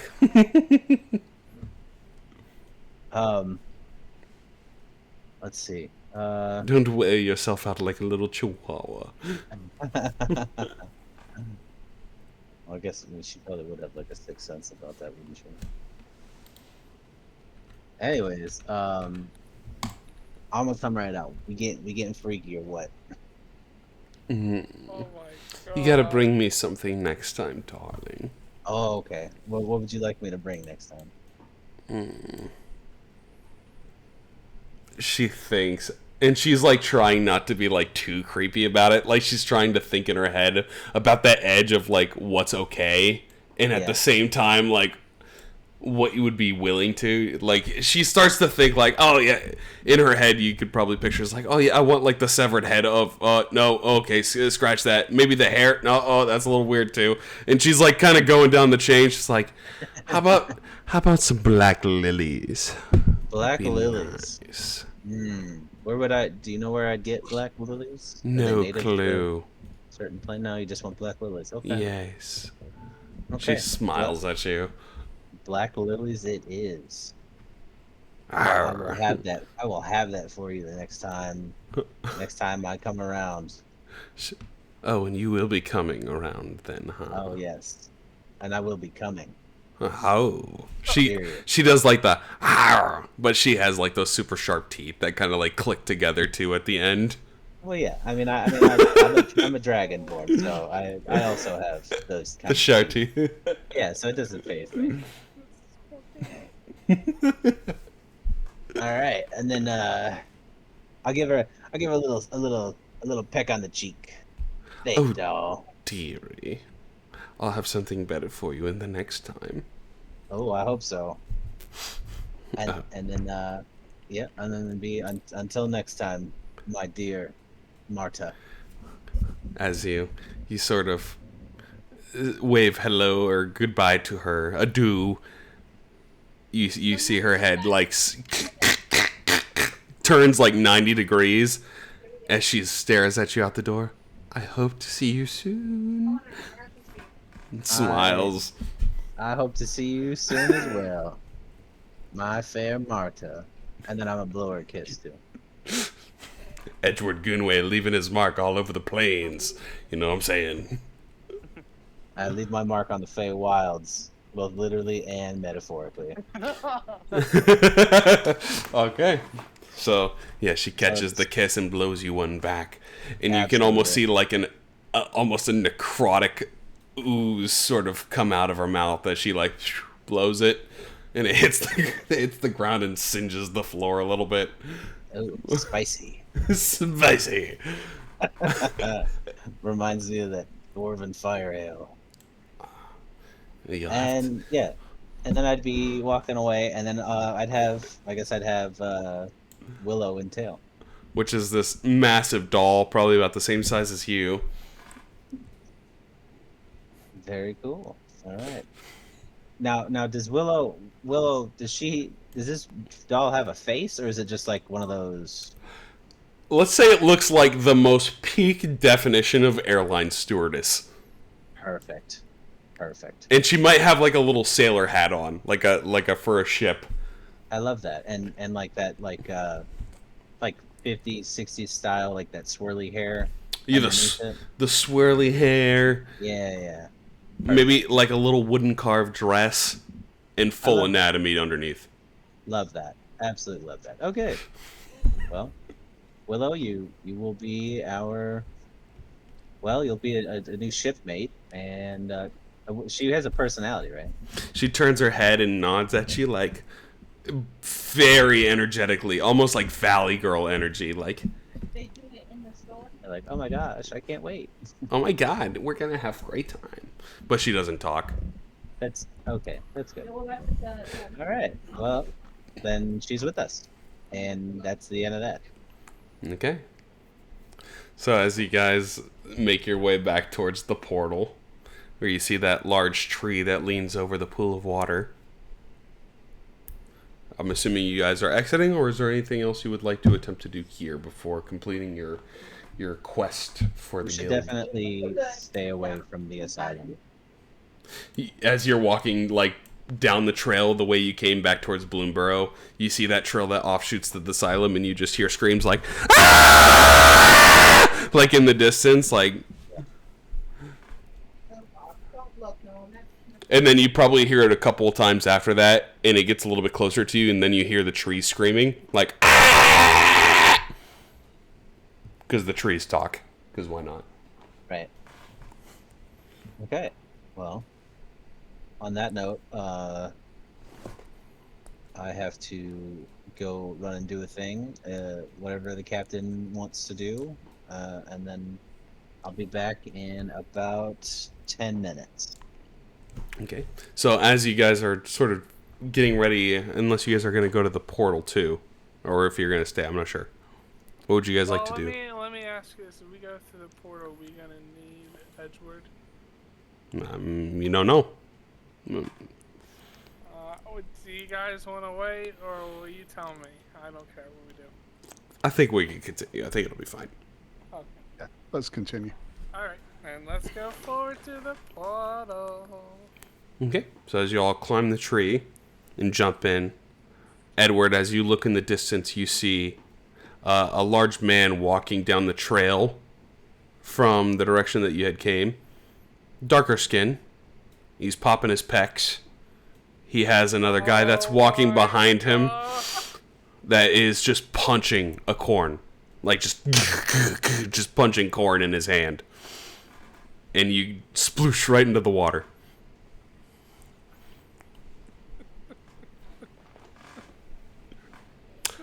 As you all sort of surface up for air, you're back on the original floating island in the Etherian Sea. Let me pull up the map here. The first thing that all of you notice, there's your ship there, next to it, and there is a second ship right next to it. A ship you recognize. A ship helmed by a certain vampire lady. Not Vraska. Bella's mom. Oh, Bella's mom. Lose my Baluna To be Valrak. honest, she's a lot better looking than that fucking demon. She might teach you a thing or two. She will step onto the island. I have come to parley with you, Captain Edward Kenway and crew. Parlay. In regards, I apologize for what my maker did to you all before. I will give you any information regarding his whereabouts since he is no longer traveling with us. I will also assist you in the future, and I can even put my ship under your employ. And you could become not Captain, but Admiral Kenway.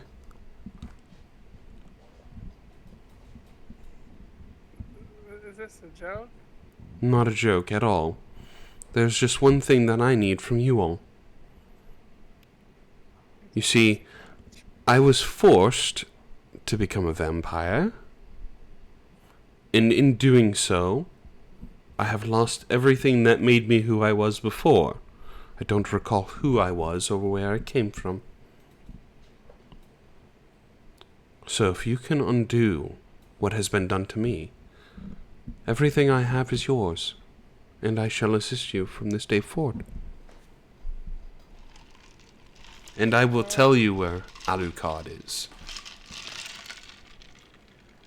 So we got. So you want to secure your vampirism, and then we got everything.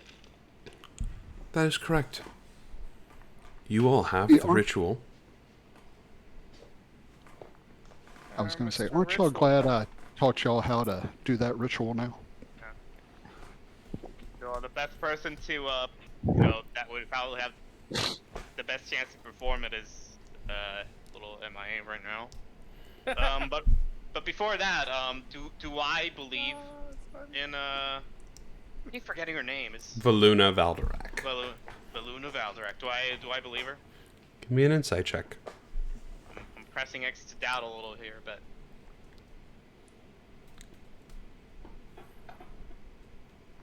I'm gonna re-roll that. Natural 1. Halfling re-roll. Natural 1. I'm knacking as well. I'm knacking. Okay.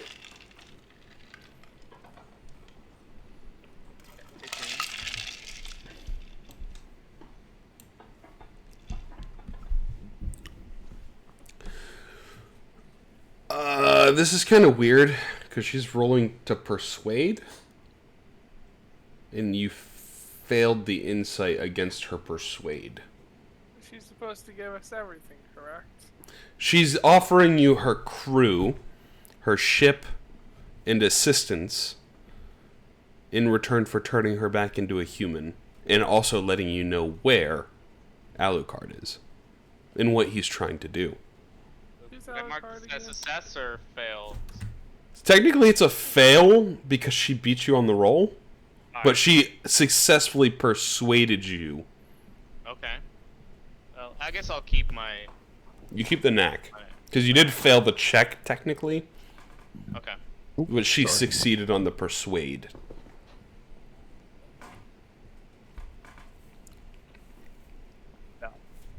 So you don't seem any deception. She seems pretty forthcoming. It seems like her humanification is kind of more valuable than anything else she has in the memories that she has potentially lost.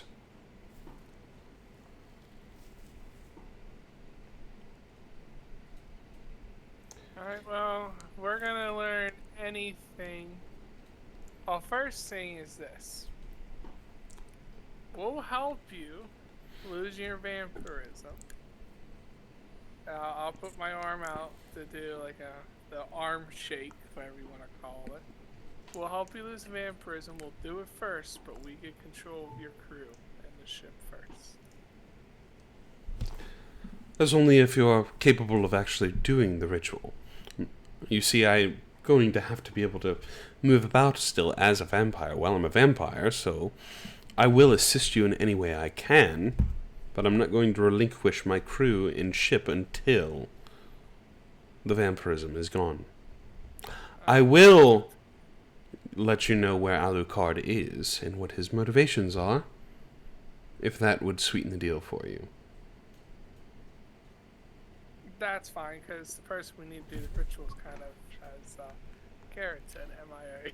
So we can reschedule, and I will tell you where Alucard is. Okay. What he's Why don't trying. you come help us fight Alucard? I can't, unfortunately.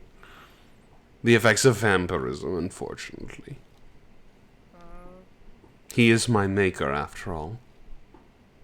You know, thinking about it, do we need to have Baron for the ritual? Not necessarily. Cordell is also the main person that knows the ritual. Cordell, you got balls of steel? Do I have balls of steel? Even have to ask. Come on now. All right. It was gifted to me. I can do this. All right. But the question is, what's your magical ability look like? How you feel Magic about it? ability, smagic ability. We got this. I like it. I think myself or maybe Edgeward have a better chance.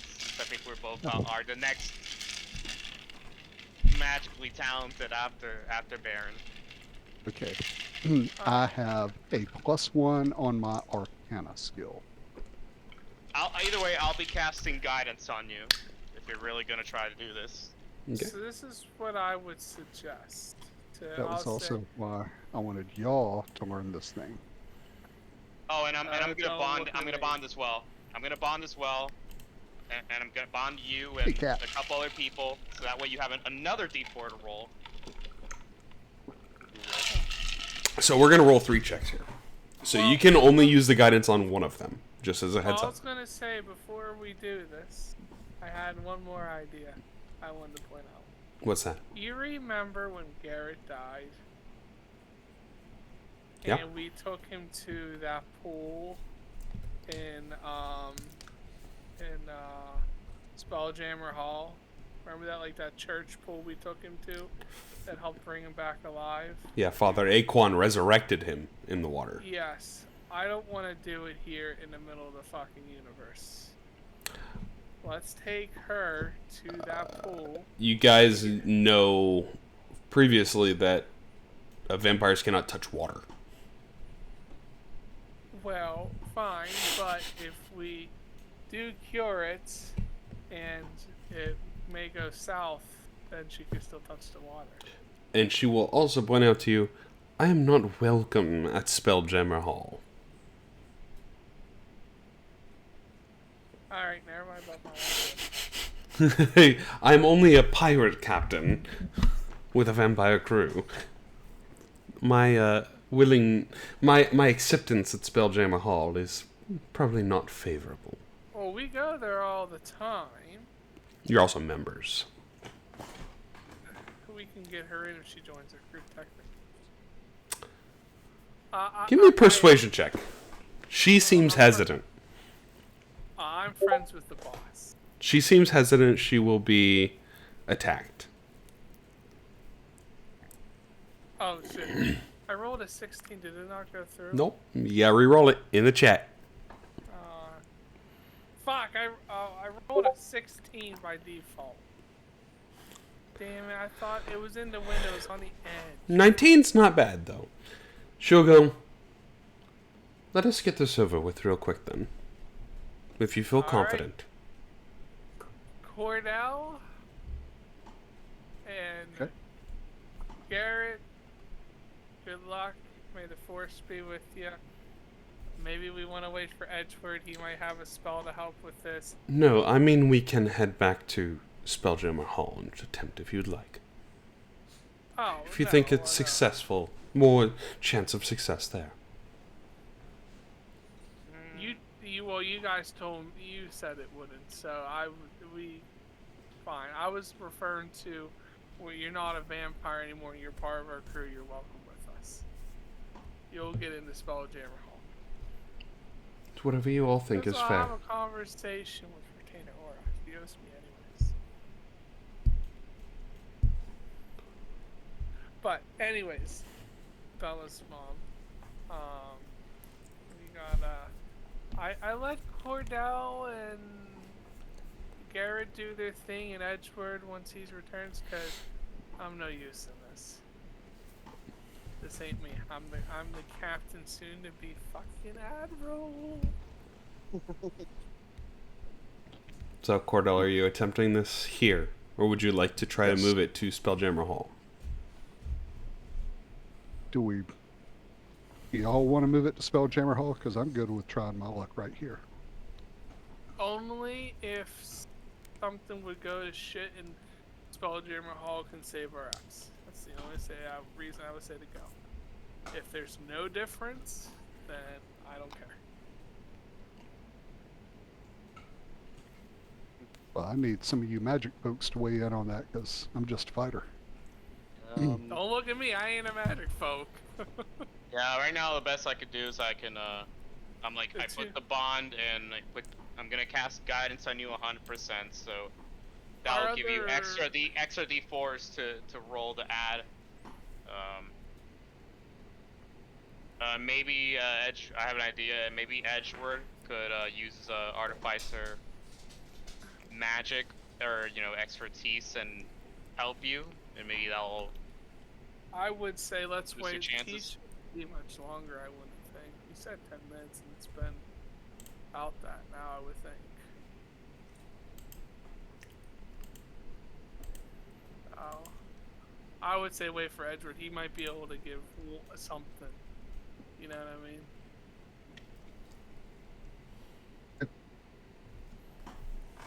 I have no idea where he went. And yes, if you by any chance roll a 1, I'll 100%. I do have my luck. I have 2 lucks. Perfect. Yeah. 1 luck left. Is it 1 luck? You have 2. Yeah. I have 2 luck. I can give you a luck as well to re-roll. So.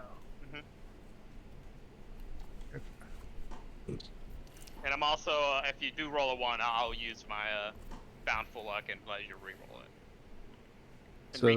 And recast guidance. So try it here. You give me guidance, bountiful luck, and the back out plan is the bond Pete as well. And we beat Pete to Spelljammer Hall if things go wrong. Is that the plan? Yes, but I say let's wait for Edgeworth. He might have one other thing up his dragon sleeve. I've got what, guidance? Which I'm gonna tell you, you're gonna have to make 3 checks, so you can only use guidance on one of them because it's one of the checks within the next minute. I think is what guidance does, if I remember. We can check on that while. Unique touch one with a creature. Once before the spell ends. Yeah, it's concentration up to 1 minute, so it's 1. So you get 1. You can on one of the rolls you can choose to add a D4 if you want to use the guidance. Okay. That works. But you do get the bond every roll, I believe. You do get the bond every roll. How it's much already is the on bond? your character. It's a D4 that's already added, so yeah, you'll be good on that one. So essentially, one of your checks you'll have 2D4 if you want. Which that could be the big difference. And we can also just say Edgeward can give you assistance too. All right. Just for that this. would be an advantage. On one of the checks, I will say. And you have to choose which one you want him to help you with before rolling. Okay, so we've got guidance, bold and bond, advantage from help, or assistance. I can't remember which it's called. Wasn't there something else that you were going to do, Lewis? Yeah, re-roll on Bond ones. And guidance, and you can re-roll if you get a 1. And same with Edward Kenway if he has lucky. Okay, so let's. So the first part is recalling the ritual.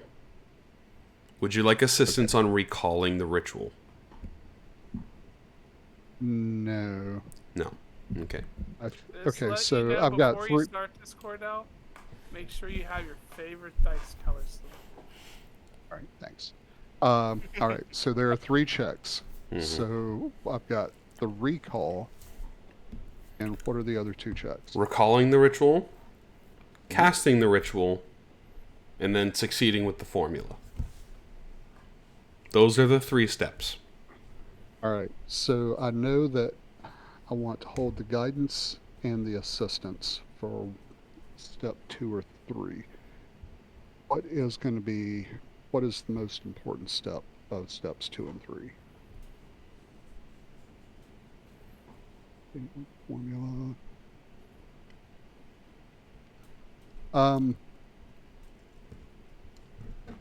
Recall, cast, succeed with the formula. All right. Well, let's do this. Let's roll. What do I need? What is the check that I need to roll? Arcana? So this is for recalling. Do you want to use the assistance for the recall? No. I want this one to be straight, because if I can't recall it and I use all that other stuff, then we're screwed. Okay. And if I can't recall it, that'll be the point at which we back out. Make a history check. Okay. History check. Okay. Solid. Second part, you're starting to perform the ritual. Go ahead and make an intelligence check. Let's just check. And would you like assistance on this one? My intelligence is +8, by the way. No, I think I want to. I think. So if you wanted to help Edgeward. Yeah. it would be either for this part or the next part of the ritual. And Cordell's asking if he would need the help on either this one or the next part. I think let's let that third dice roll be where we put everything on it. Okay. See, because if we recalling, we don't lose anything if we don't recall. And I'm starting to cast it, and if it gets screwed up here, we haven't lost anything. Correct. You feel But like if you we remember get to the the ritual. third one, yeah. But if we get to the third roll, and we lose it, then we screw up everything, and we have no way to back out of the plan. Does that make sense? Am I understanding that correctly? It's possible. I can help Okay. you in this one, Cordalis. If you roll bad, I was going to be lucky. Yeah. There's also degrees of success. It's not binary. It's not Okay.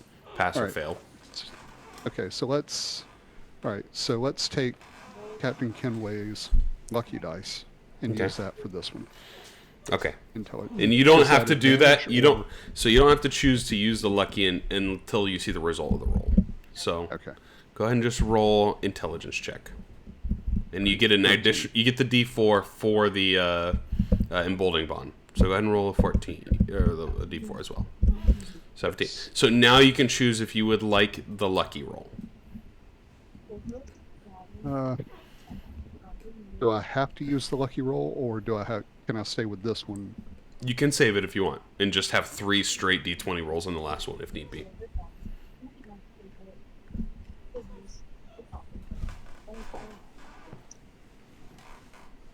Let's see. Okay, so the first one was 23, and I know that succeeded. This is an 18. 17. 17. Yeah. Okay, so this is 17. 23, 17, and you don't know what the last one is yet. All right, I'm going to stick with the 17, and let's put everything on that last roll. Okay. So take the assistance so you get advantage on the roll, the D4, Okay. and the additional D4 from guidance. Okay. And is this a... This is an Arcana check. This is an Arcana check. Correct. Okay. Finalizing the formula. My Arcana is pretty good too, by the way. Plus one more. All right, so that was 21 plus 2, that's 23 total. You know, I had set the DC, the combined DC, at about 60. And you got a 63. Nice. As you formulate the full parts of the spell, recalling the elements, starting to recite it, slinging some of the elements that you have that were part of the ritual, a little bit of blood here that has scattered around, pluck of the hair. You finalize the spell, and you just hear her drop to her knees and start screaming in pain. Ah! Ah! To your knowledge, you're not sure if the spell succeeded or not. She's just in immense pain. I think you all would probably believe at this moment that the spell is starting to go wrong. Something's happening. Something's not going right. It's not going to plan. Even though you're like, I think I did it. I did what I remember. The spell was working. And she's just dropping to her knees in pain, rolling over. You see a whole bunch of the vampires. And she holds up her hand and just they stop, and she's clenching up into a ball and just rolling on the ground. And she seems like she's steadily just dying.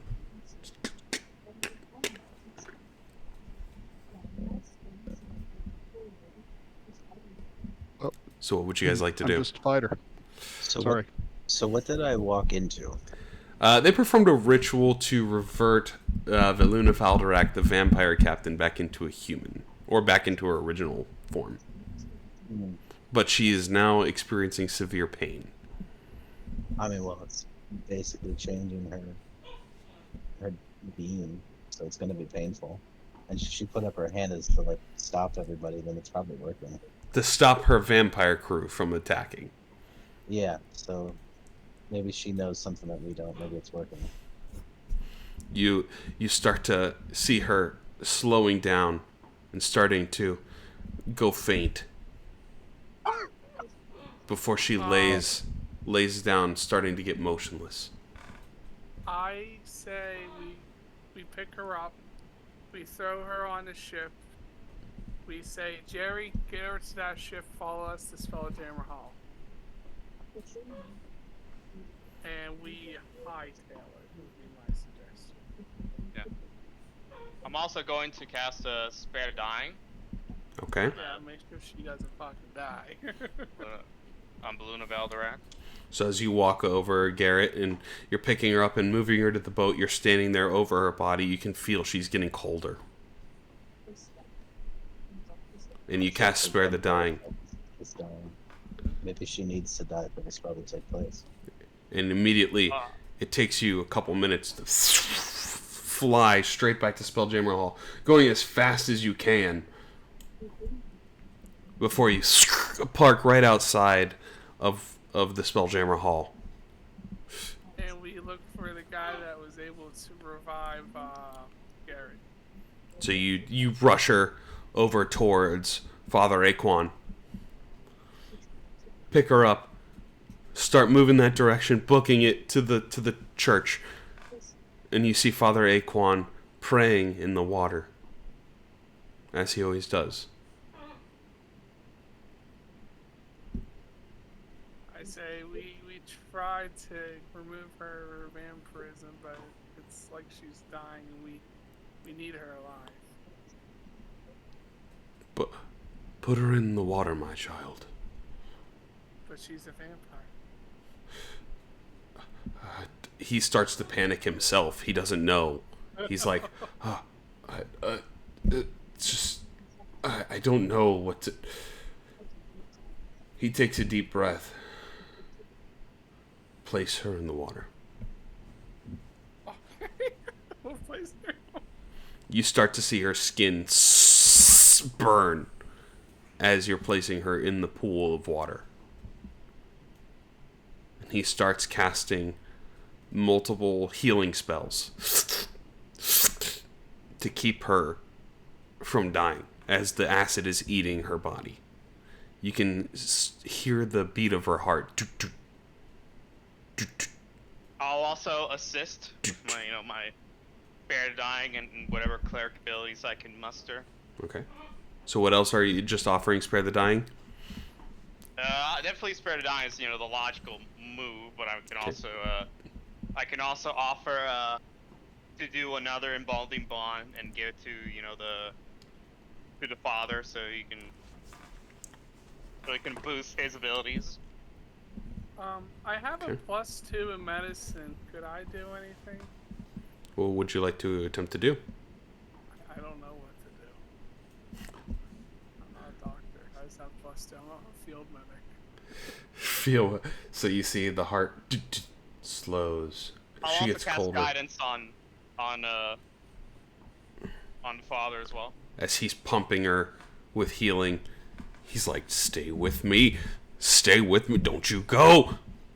I think at that point too, you would see Captain Elijah running into the hall, into this church area where you previously or seen him before. Now, let me pull a picture of Captain Elijah in case you forgot who he is. Captain Elijah runs, footsteps in here, and he looks over. Valuna? And you see as her heart's starting to slow.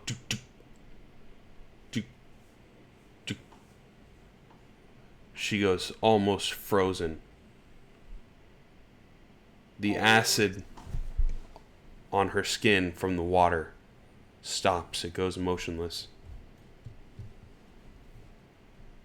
She had to, her vampire form had to die for her to be reborn as a human. You start to see her skin turn a little bit warmer as her heart. Edward was calm the whole time. As she sits up, she looks over at Captain Elijah. Honey? Honey? And Captain Elijah smiles. Yeah, that's. I believe they're married. They were, yeah. They were married. Is this Bella's dad? This is Bella's dad and mom, yeah. You're telling me the guy that taught us how to fly the ship, and when Bella was with us, never said that was her father? Oh, he did that at one point. He did? Yeah. I don't remember that. Yeah, it was a really like brief mention. It almost slipped me by, but no, we did. We need to find out. Oh. She will. It was also a long time. She will wake up for a second and look around, smile, and go, "We're not in Zarx's space, are we?" No. What is my brother and sister doing? As that kind of thought overflows all of you, you remember hearing the voice. Let the seeds of destruction go. As the seeds rain down and destroy another planet off in the distance, sucking the energy out, the life out of the planet, feeding it back to the star. We're going to take a break here real quick. And then we will finish it off with some of the last little bit of rogue stuff and some RP here. So you can think about that for a moment.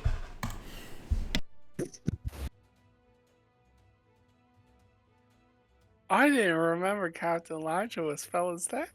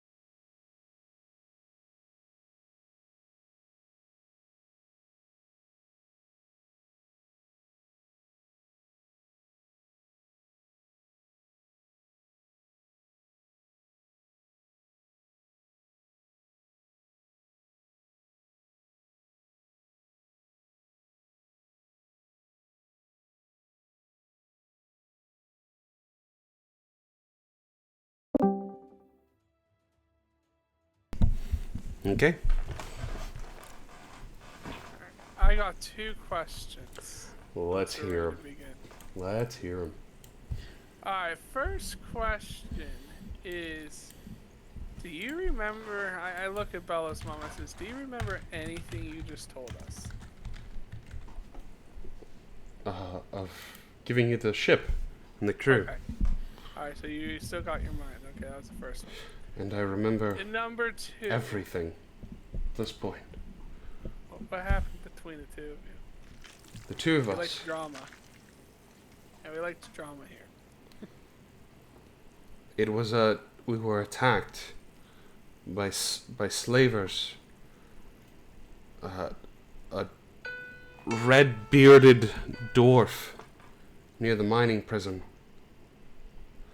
After we were getting attacked, I got knocked off the boat, and so did my daughter. My daughter must have went somewhere, I don't know. And I got picked up by the vampires, drifting in the sea. Your daughter is in our crew. Bella? Yeah, but she's currently taking a nap. That's fantastic to hear.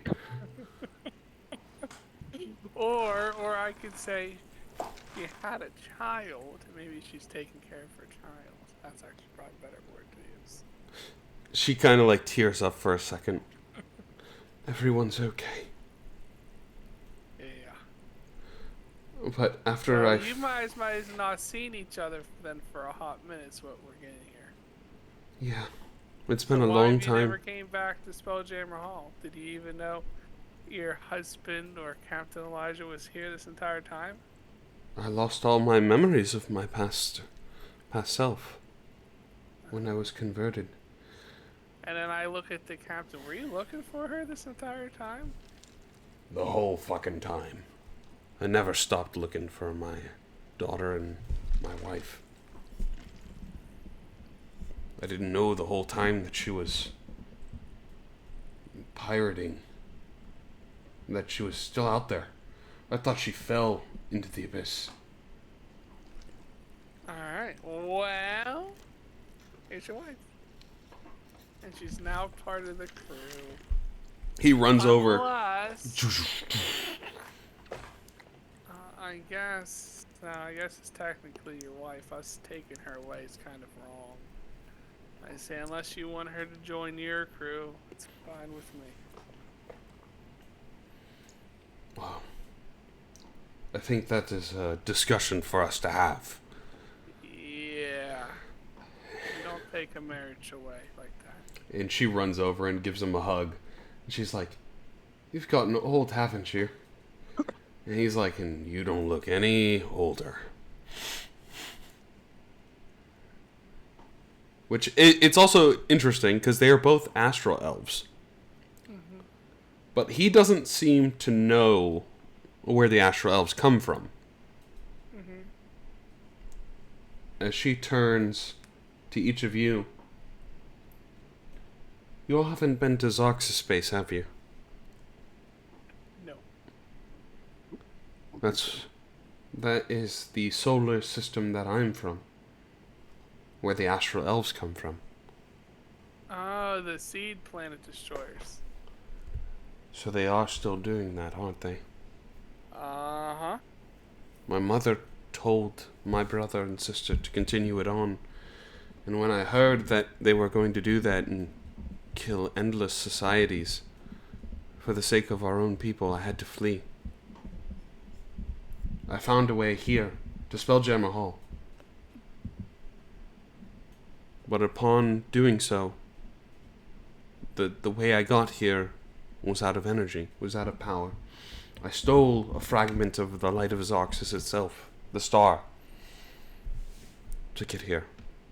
The star that you all house small pieces of yourselves. As you each look at your planeswalker amulets, each one of those amulets houses a little bit of energy from the light of Zoxis. A bit of conjurational power that lets you freely move in and out of planes. It sounds like to me you should help us take up arms and go against your brother and sister. Well, if they're continuing to wipe out society one day, I think we will. How we get back there is a different question. Well, I might know someone who might be able to help us. Who's that? Who has some power.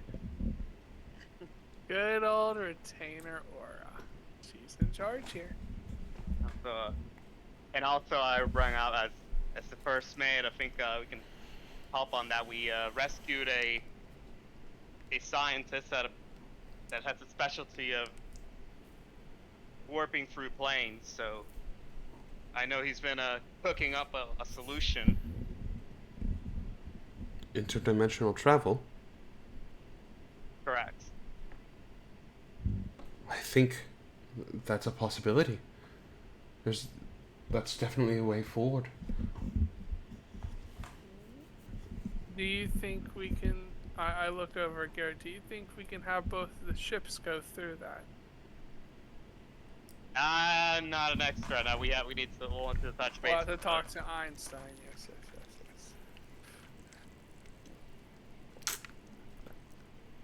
So I'm wondering. So how did you get the Lightest Arxis on these amulets? I didn't. Apparently, a lot of the light of Zarxus, like a star, or like light itself, travels on, and parts of it eventually escape, which gets captured in some of your rocks here. Which, Garrett, immediately you start thinking back to the mines. When you were in the mines, you were digging through the cores of the asteroids, trying to find fragments of the light of Zarxus that was trapped within the asteroid. These little fragments that house immense conjurative and magical power. You assume these amulets that you all have, crafted from these fragments that have escaped. Something that Who made these again? This was from the guild. A lot of the amulets are from the guild. Okay. But the ones that you were finding in the mines was so that Warden Yarovich could do whatever he needed to do.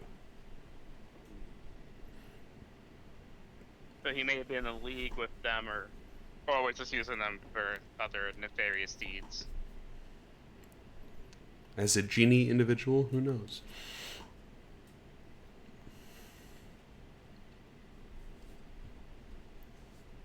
As she turns to you all, I would like to meet this scientist that you know. Maybe I can assist them in any way I can to find a way to get back to my home space and stop whatever they're doing. Sure. And also one more question. So do you know how this Lightest Arxis goes to people for the amulets? Well, I'm assuming that some people have collected it, whether via asteroids or maybe getting close enough and stealing some from the actual source itself before coming here. Although that one is most likely unlikely. So, probably through mining of asteroids that have drifted out or from Zarxus space.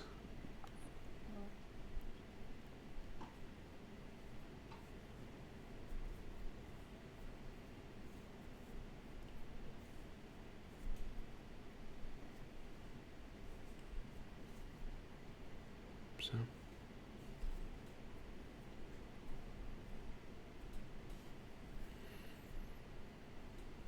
Good thing.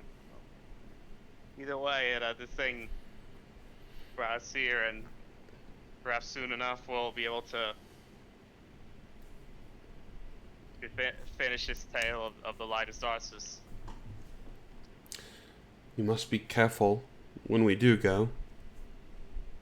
My brother is a cynical who rides atop an ancient solar dragon. Do you know if that dragon has any weaknesses? Apart from dealing a lot of damage to it, no. It will be one of the hardest things you've ever fought to this day, most likely. And possibly one of the hardest things you will ever fight. What? It might be on par with that creature that roams around the edge of the universe. You don't tell me it's like as powerful as a fucking dreadnought. Oh, yes. Now imagine a dragon with someone that can channel magic at the same time. We might want to go fight your creator first. I'm assuming it will take some time to develop a way to get back home anyway.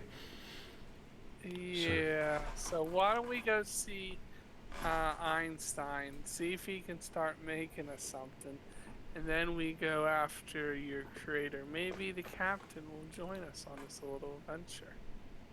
And if McCrae's from it, we get McCrae too. McCrae? Yeah, he's my favorite NPC in this whole campaign. She flashes back for a moment. He was there that day. As she turns to Elijah. He was working under Yarovich. He's here?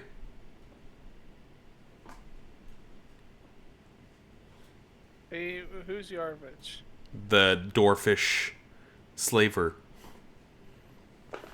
Oh. Well, I know he said he's done some wrong in the past he's trying to undo.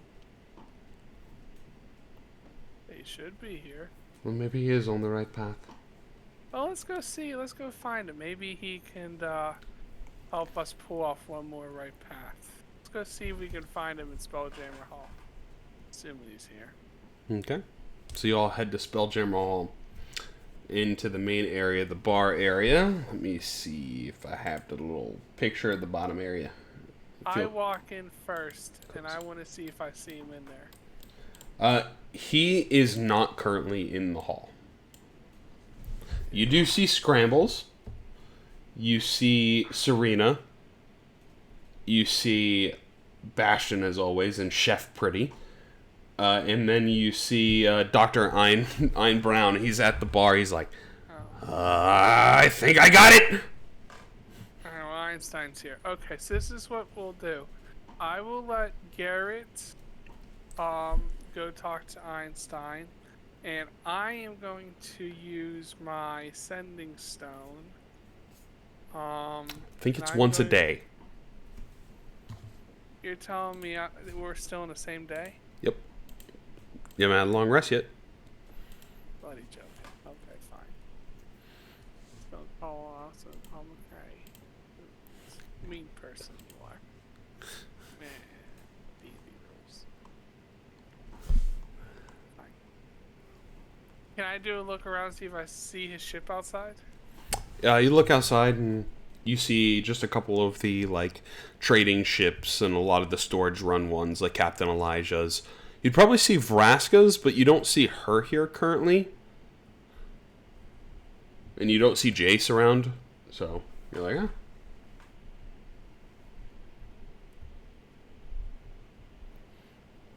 Did Retainer or tell me where he's at? Possibly.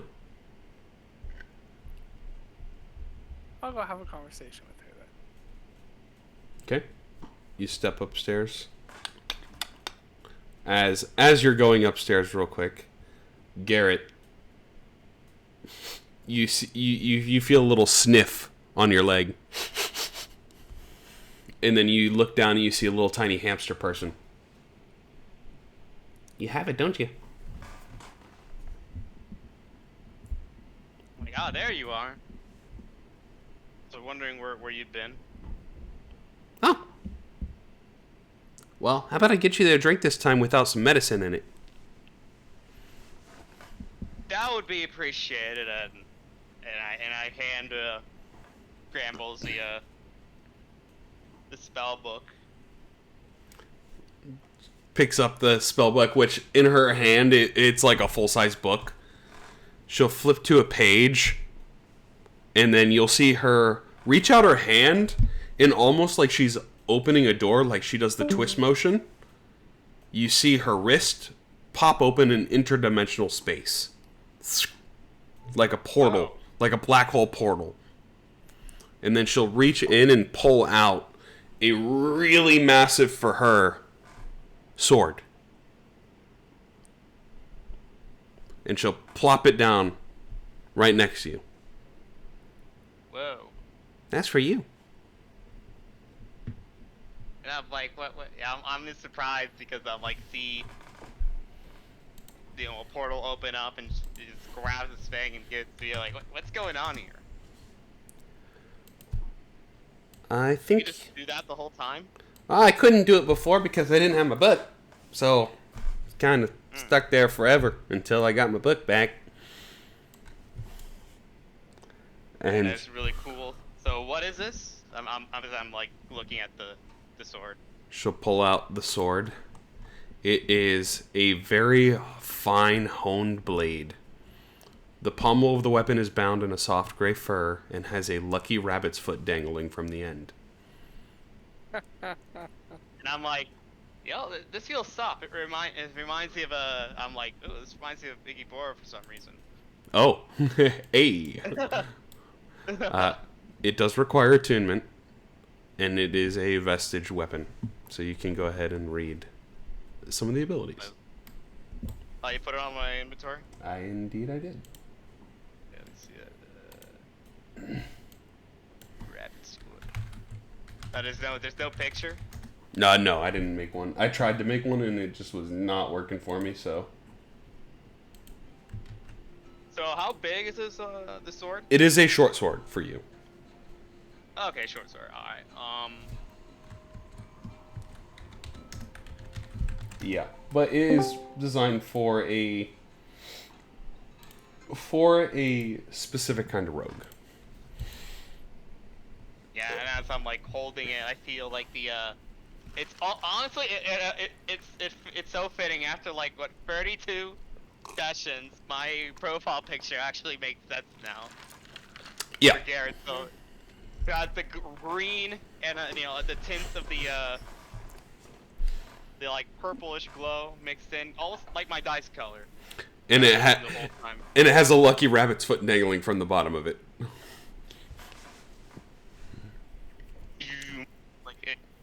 But the sword... It's almost like a lightsaber. The sword, it gives you additional luck, essentially, and lets you use the blade for your rogue strikes.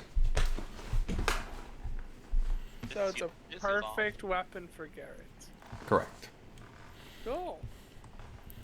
It almost feels like it was made for me. Thank you, Scrambles. You're welcome. And as you're wielding it and you attune to it, you feel that this blade is only capable for you. Almost like you were the person the blade was calling out for. Kind of like Cragflame from Mabel. As Scrambles will say, "Welcome to the party." Indicating welcome to the guild. As Wesley's there, he's like, Scrambles, I need a fucking drink. It was crazy! Say, I gotta tell you. Yeah, and like you doing some cool move with the rabbits, but I'm like, best party ever. Scrambles turns to you. Make sure your friend knows. And I'm like, yeah.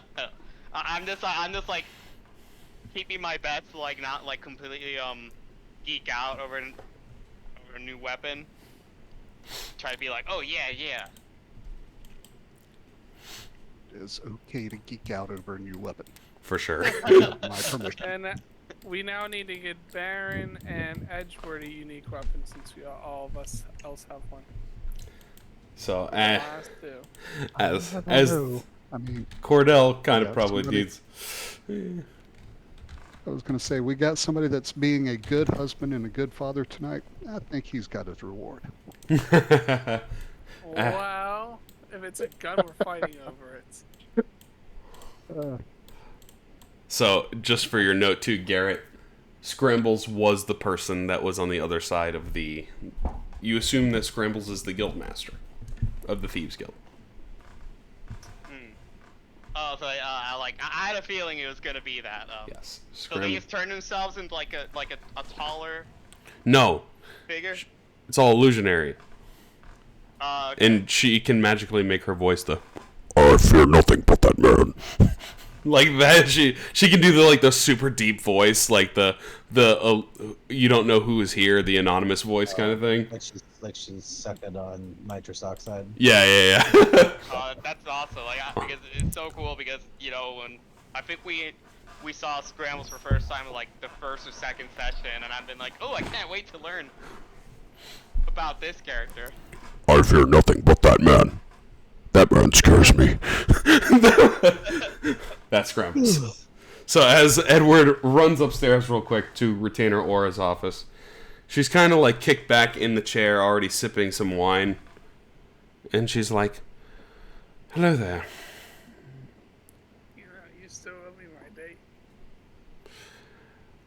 Yeah, it's been a day.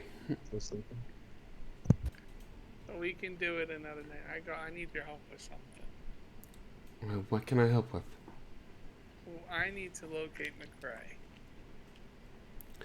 I think McCrae is out on a scouting mission currently. He's trying to find someone called Thalvad. I need his help with a mission. Yeah, okay. Yeah.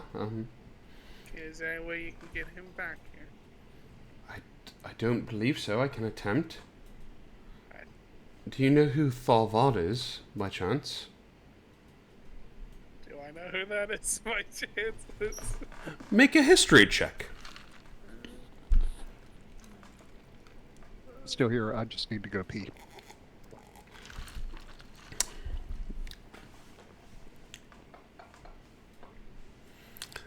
So since Brett said he is still here, Edward, you do remember the occurrence of Thalvad before.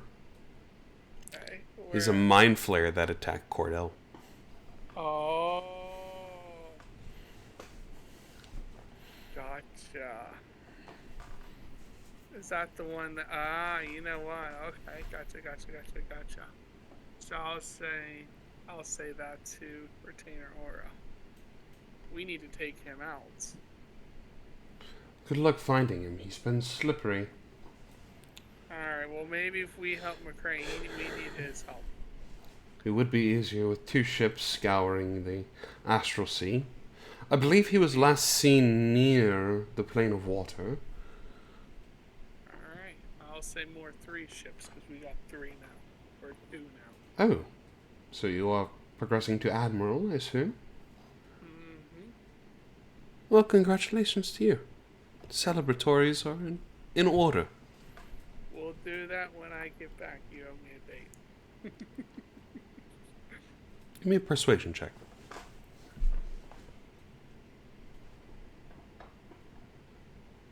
Fuck me! I got a lucky roll. I'm gonna do that.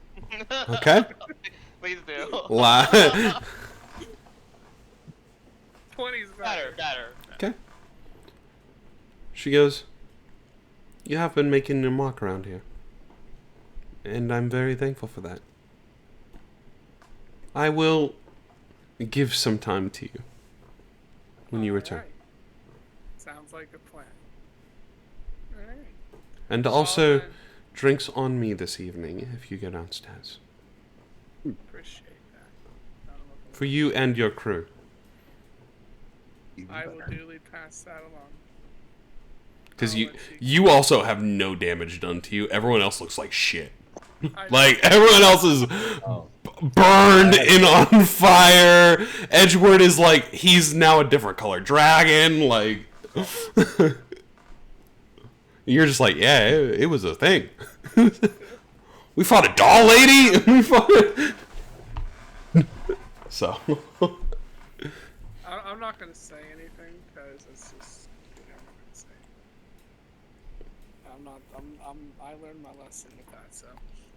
Okay. So she will sip her wine and say, if you need anything, just let me know, okay? Will do.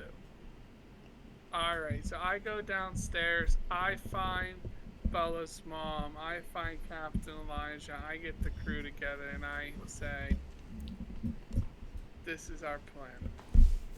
I'm assuming Einstein here is going to find her, do this way for the reality. We're going to go after the Maker. Before we go after, but I want McCrae to help us with this. Because I want him to go along on the right path. We can use the support for this. But before we go fighting the Creator, since we now got the ship and the extra support, we're going to go find McCrae and help take down his bounty, I guess would be the best word to call it. Because they're the one who gave the Mind Flare to Cordell. We take him out, we get McCrae, go after the Creator. By the time we get back from the Creator, we go in, we might be able to fight this fucking dragon because we'll have a good, big fucking crew. Which, at this point, Valuna is kind of sitting next to Dr. Ein and hears you all talking about this. And she turns to you. Oh, yes, Alucard, by the way. He's in a place in the southeast part of Wild Space that is called Tunarath. It is a city that is built upon the dead body of a floating god. So, like, imagine if somebody was laying on their back in the water, and then you built a city on top of their whole body. Now, imagine that as a giant skeleton in space. Disgusting. That is Tunarath. It is the city of red dragons. And by red dragons, I mean there is a ton of them. And it is helmed by an individual. Oh, goodness, what is his name? Niv Mizzet. Yes. He is a red dragon wizard that helms the city of red dragons. Oh, is he a spell slinger too? Oh, he is hell. I bet he is. I'm assuming he is going there to see if Niv Mizzet can assist him in any way with reverting his vampirism downsides. Well, I tell Bella's mom to say, get the crew together. We need to go take care of these missions, because I know you saw Captain Legend, bring them with you. We need your help on with these missions. That is fair. She smiles, and Dr. Ein's like, "Oh, I'm almost there. I need one thing. What's that? I need something from the Xarxus base, something from the different plane, and we can go there. We can freaking go there. I just got to build the thing. I know it'll work." Could it possibly be a piece of the star? Piece of the star, something from someone from there, anything. If we had a person, we could take a piece of their hair. Wow, that... I say, Bella's mom, come here. She stands up and walks over. Can I have a Yes. piece of your hair? She looks at you with like disgust for a second, and she's like, "Why?" Just listen to what Einstein just said. Yeah, if we had somebody from Xarxus space, we could just get a little bit of their hair. We could go to Xarxus space. And she's The like, expert said it better. she closes her eyes for a second. It's like, how does that make any sense? He's like, it's science. It doesn't make any sense. Not even to me. It's fucking crazy. And he's like, but it'll work. Trust me. And then she like plucks one out and sets it on the countertop for Dr. Ein. He's like, perfect. Wait, you're from Xarxus space? She's like, yeah, yes I am. And he's like, that's fucking strange. And then he immediately just takes it and puts it in his pocket and goes back to writing his formulas and all that. And he's like, I'm going to work on this. By the time you guys come back, I might be done. Maybe not. Depends on how much I drink. I'm working on it. And he like runs upstairs. Alright, well I say let's get our long rest in and let's go hunting for McCrae. Okay. And let's go hunt Cordell's Mind Flare. As you all start to begin to rest, two things happen. The first one, I think, would probably go... I think it would probably go to either Cordell or Garrett. So let's say it splits between both of them. Both of them get the vision of this. As you all are sort of drifting off to sleep, you hear a voice in your head. Ah, so you found the other part of the soul I was missing. That means our path is coming on us sooner than I thought. I can't wait till you come down to the abyss. As you all sort of hear the voice of Commander Buzzkirk in your head. The individual that you know might have the other half of Triton's soul. No. A buzzkill return. As we cut to Edward, the last person to make contact with Aquarius. As you fall asleep, you drift off, and you're laying on your back, floating throughout space. Just almost floating on the astral sea. You see Aquarius standing there. I figured it was going to be some time for you all to go to Zarx's space. Why do you have to keep getting involved in my stuff? In the things that I'm trying to do? We're trying to stop the sea killing people, the astral elves. But what if they're doing it for the betterment of their society? Isn't it survival of the fittest, especially where you come from, Edward? It is, but it's killing millions of people. Millions of innocent people. Fair? Is it? What is fair? Nothing is fair. Ask the purple guy with the balls for a chin. Snap of a finger took out half the universe. Nothing is fair then if you have balls for chins. But you recall, don't you? I recall what? Don't you remember how you got here to the astral sea? All I remember is going off the side of a ship, and then I woke up here. As you go from laying on your back, floating in the astral sea, all of a sudden you're under the water, and you're choking, gasping for air. And you swim up to the surface. Catch a deep breath. You're like looking around, see what's around you. In the distance, you see a mountain. Just like the peak of a mountain coming out of the water. What do you do? See a peak of a mountain coming out of the water. I guess I go up with it. It's probably about 100 feet away. You swim over. You cling onto the mountain. Go ahead and make a perception check. Okay.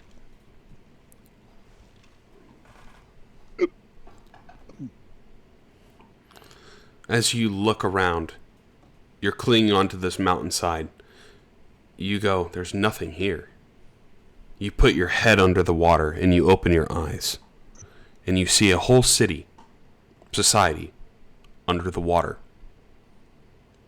It looks like it was not originally under the water. Like it was built on land. But it is now flooded.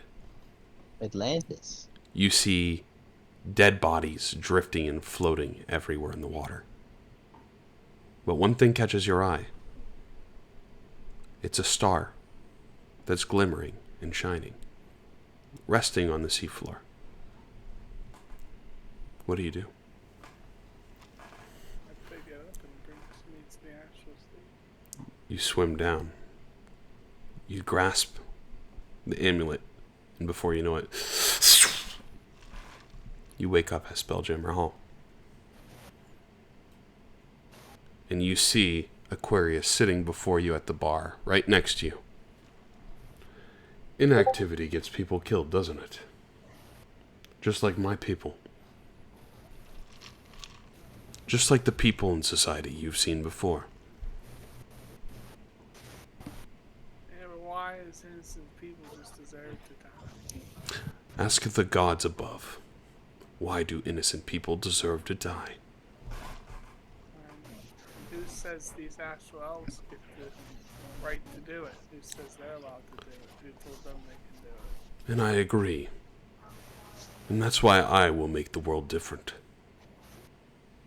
I will not be an inattentive god that lets people just get rolled over. So you want to be a god. You want to be in control of everything. I will do what is best for everyone. And what's that? What needs to be done, Edward. And to that I say sweet dreams. As he raises his hand, you see all of the bar pass by you like time is speeding up. And you all wake up in the morning. You get the benefits of a long rest, and that is where we're going to call the session for the evening.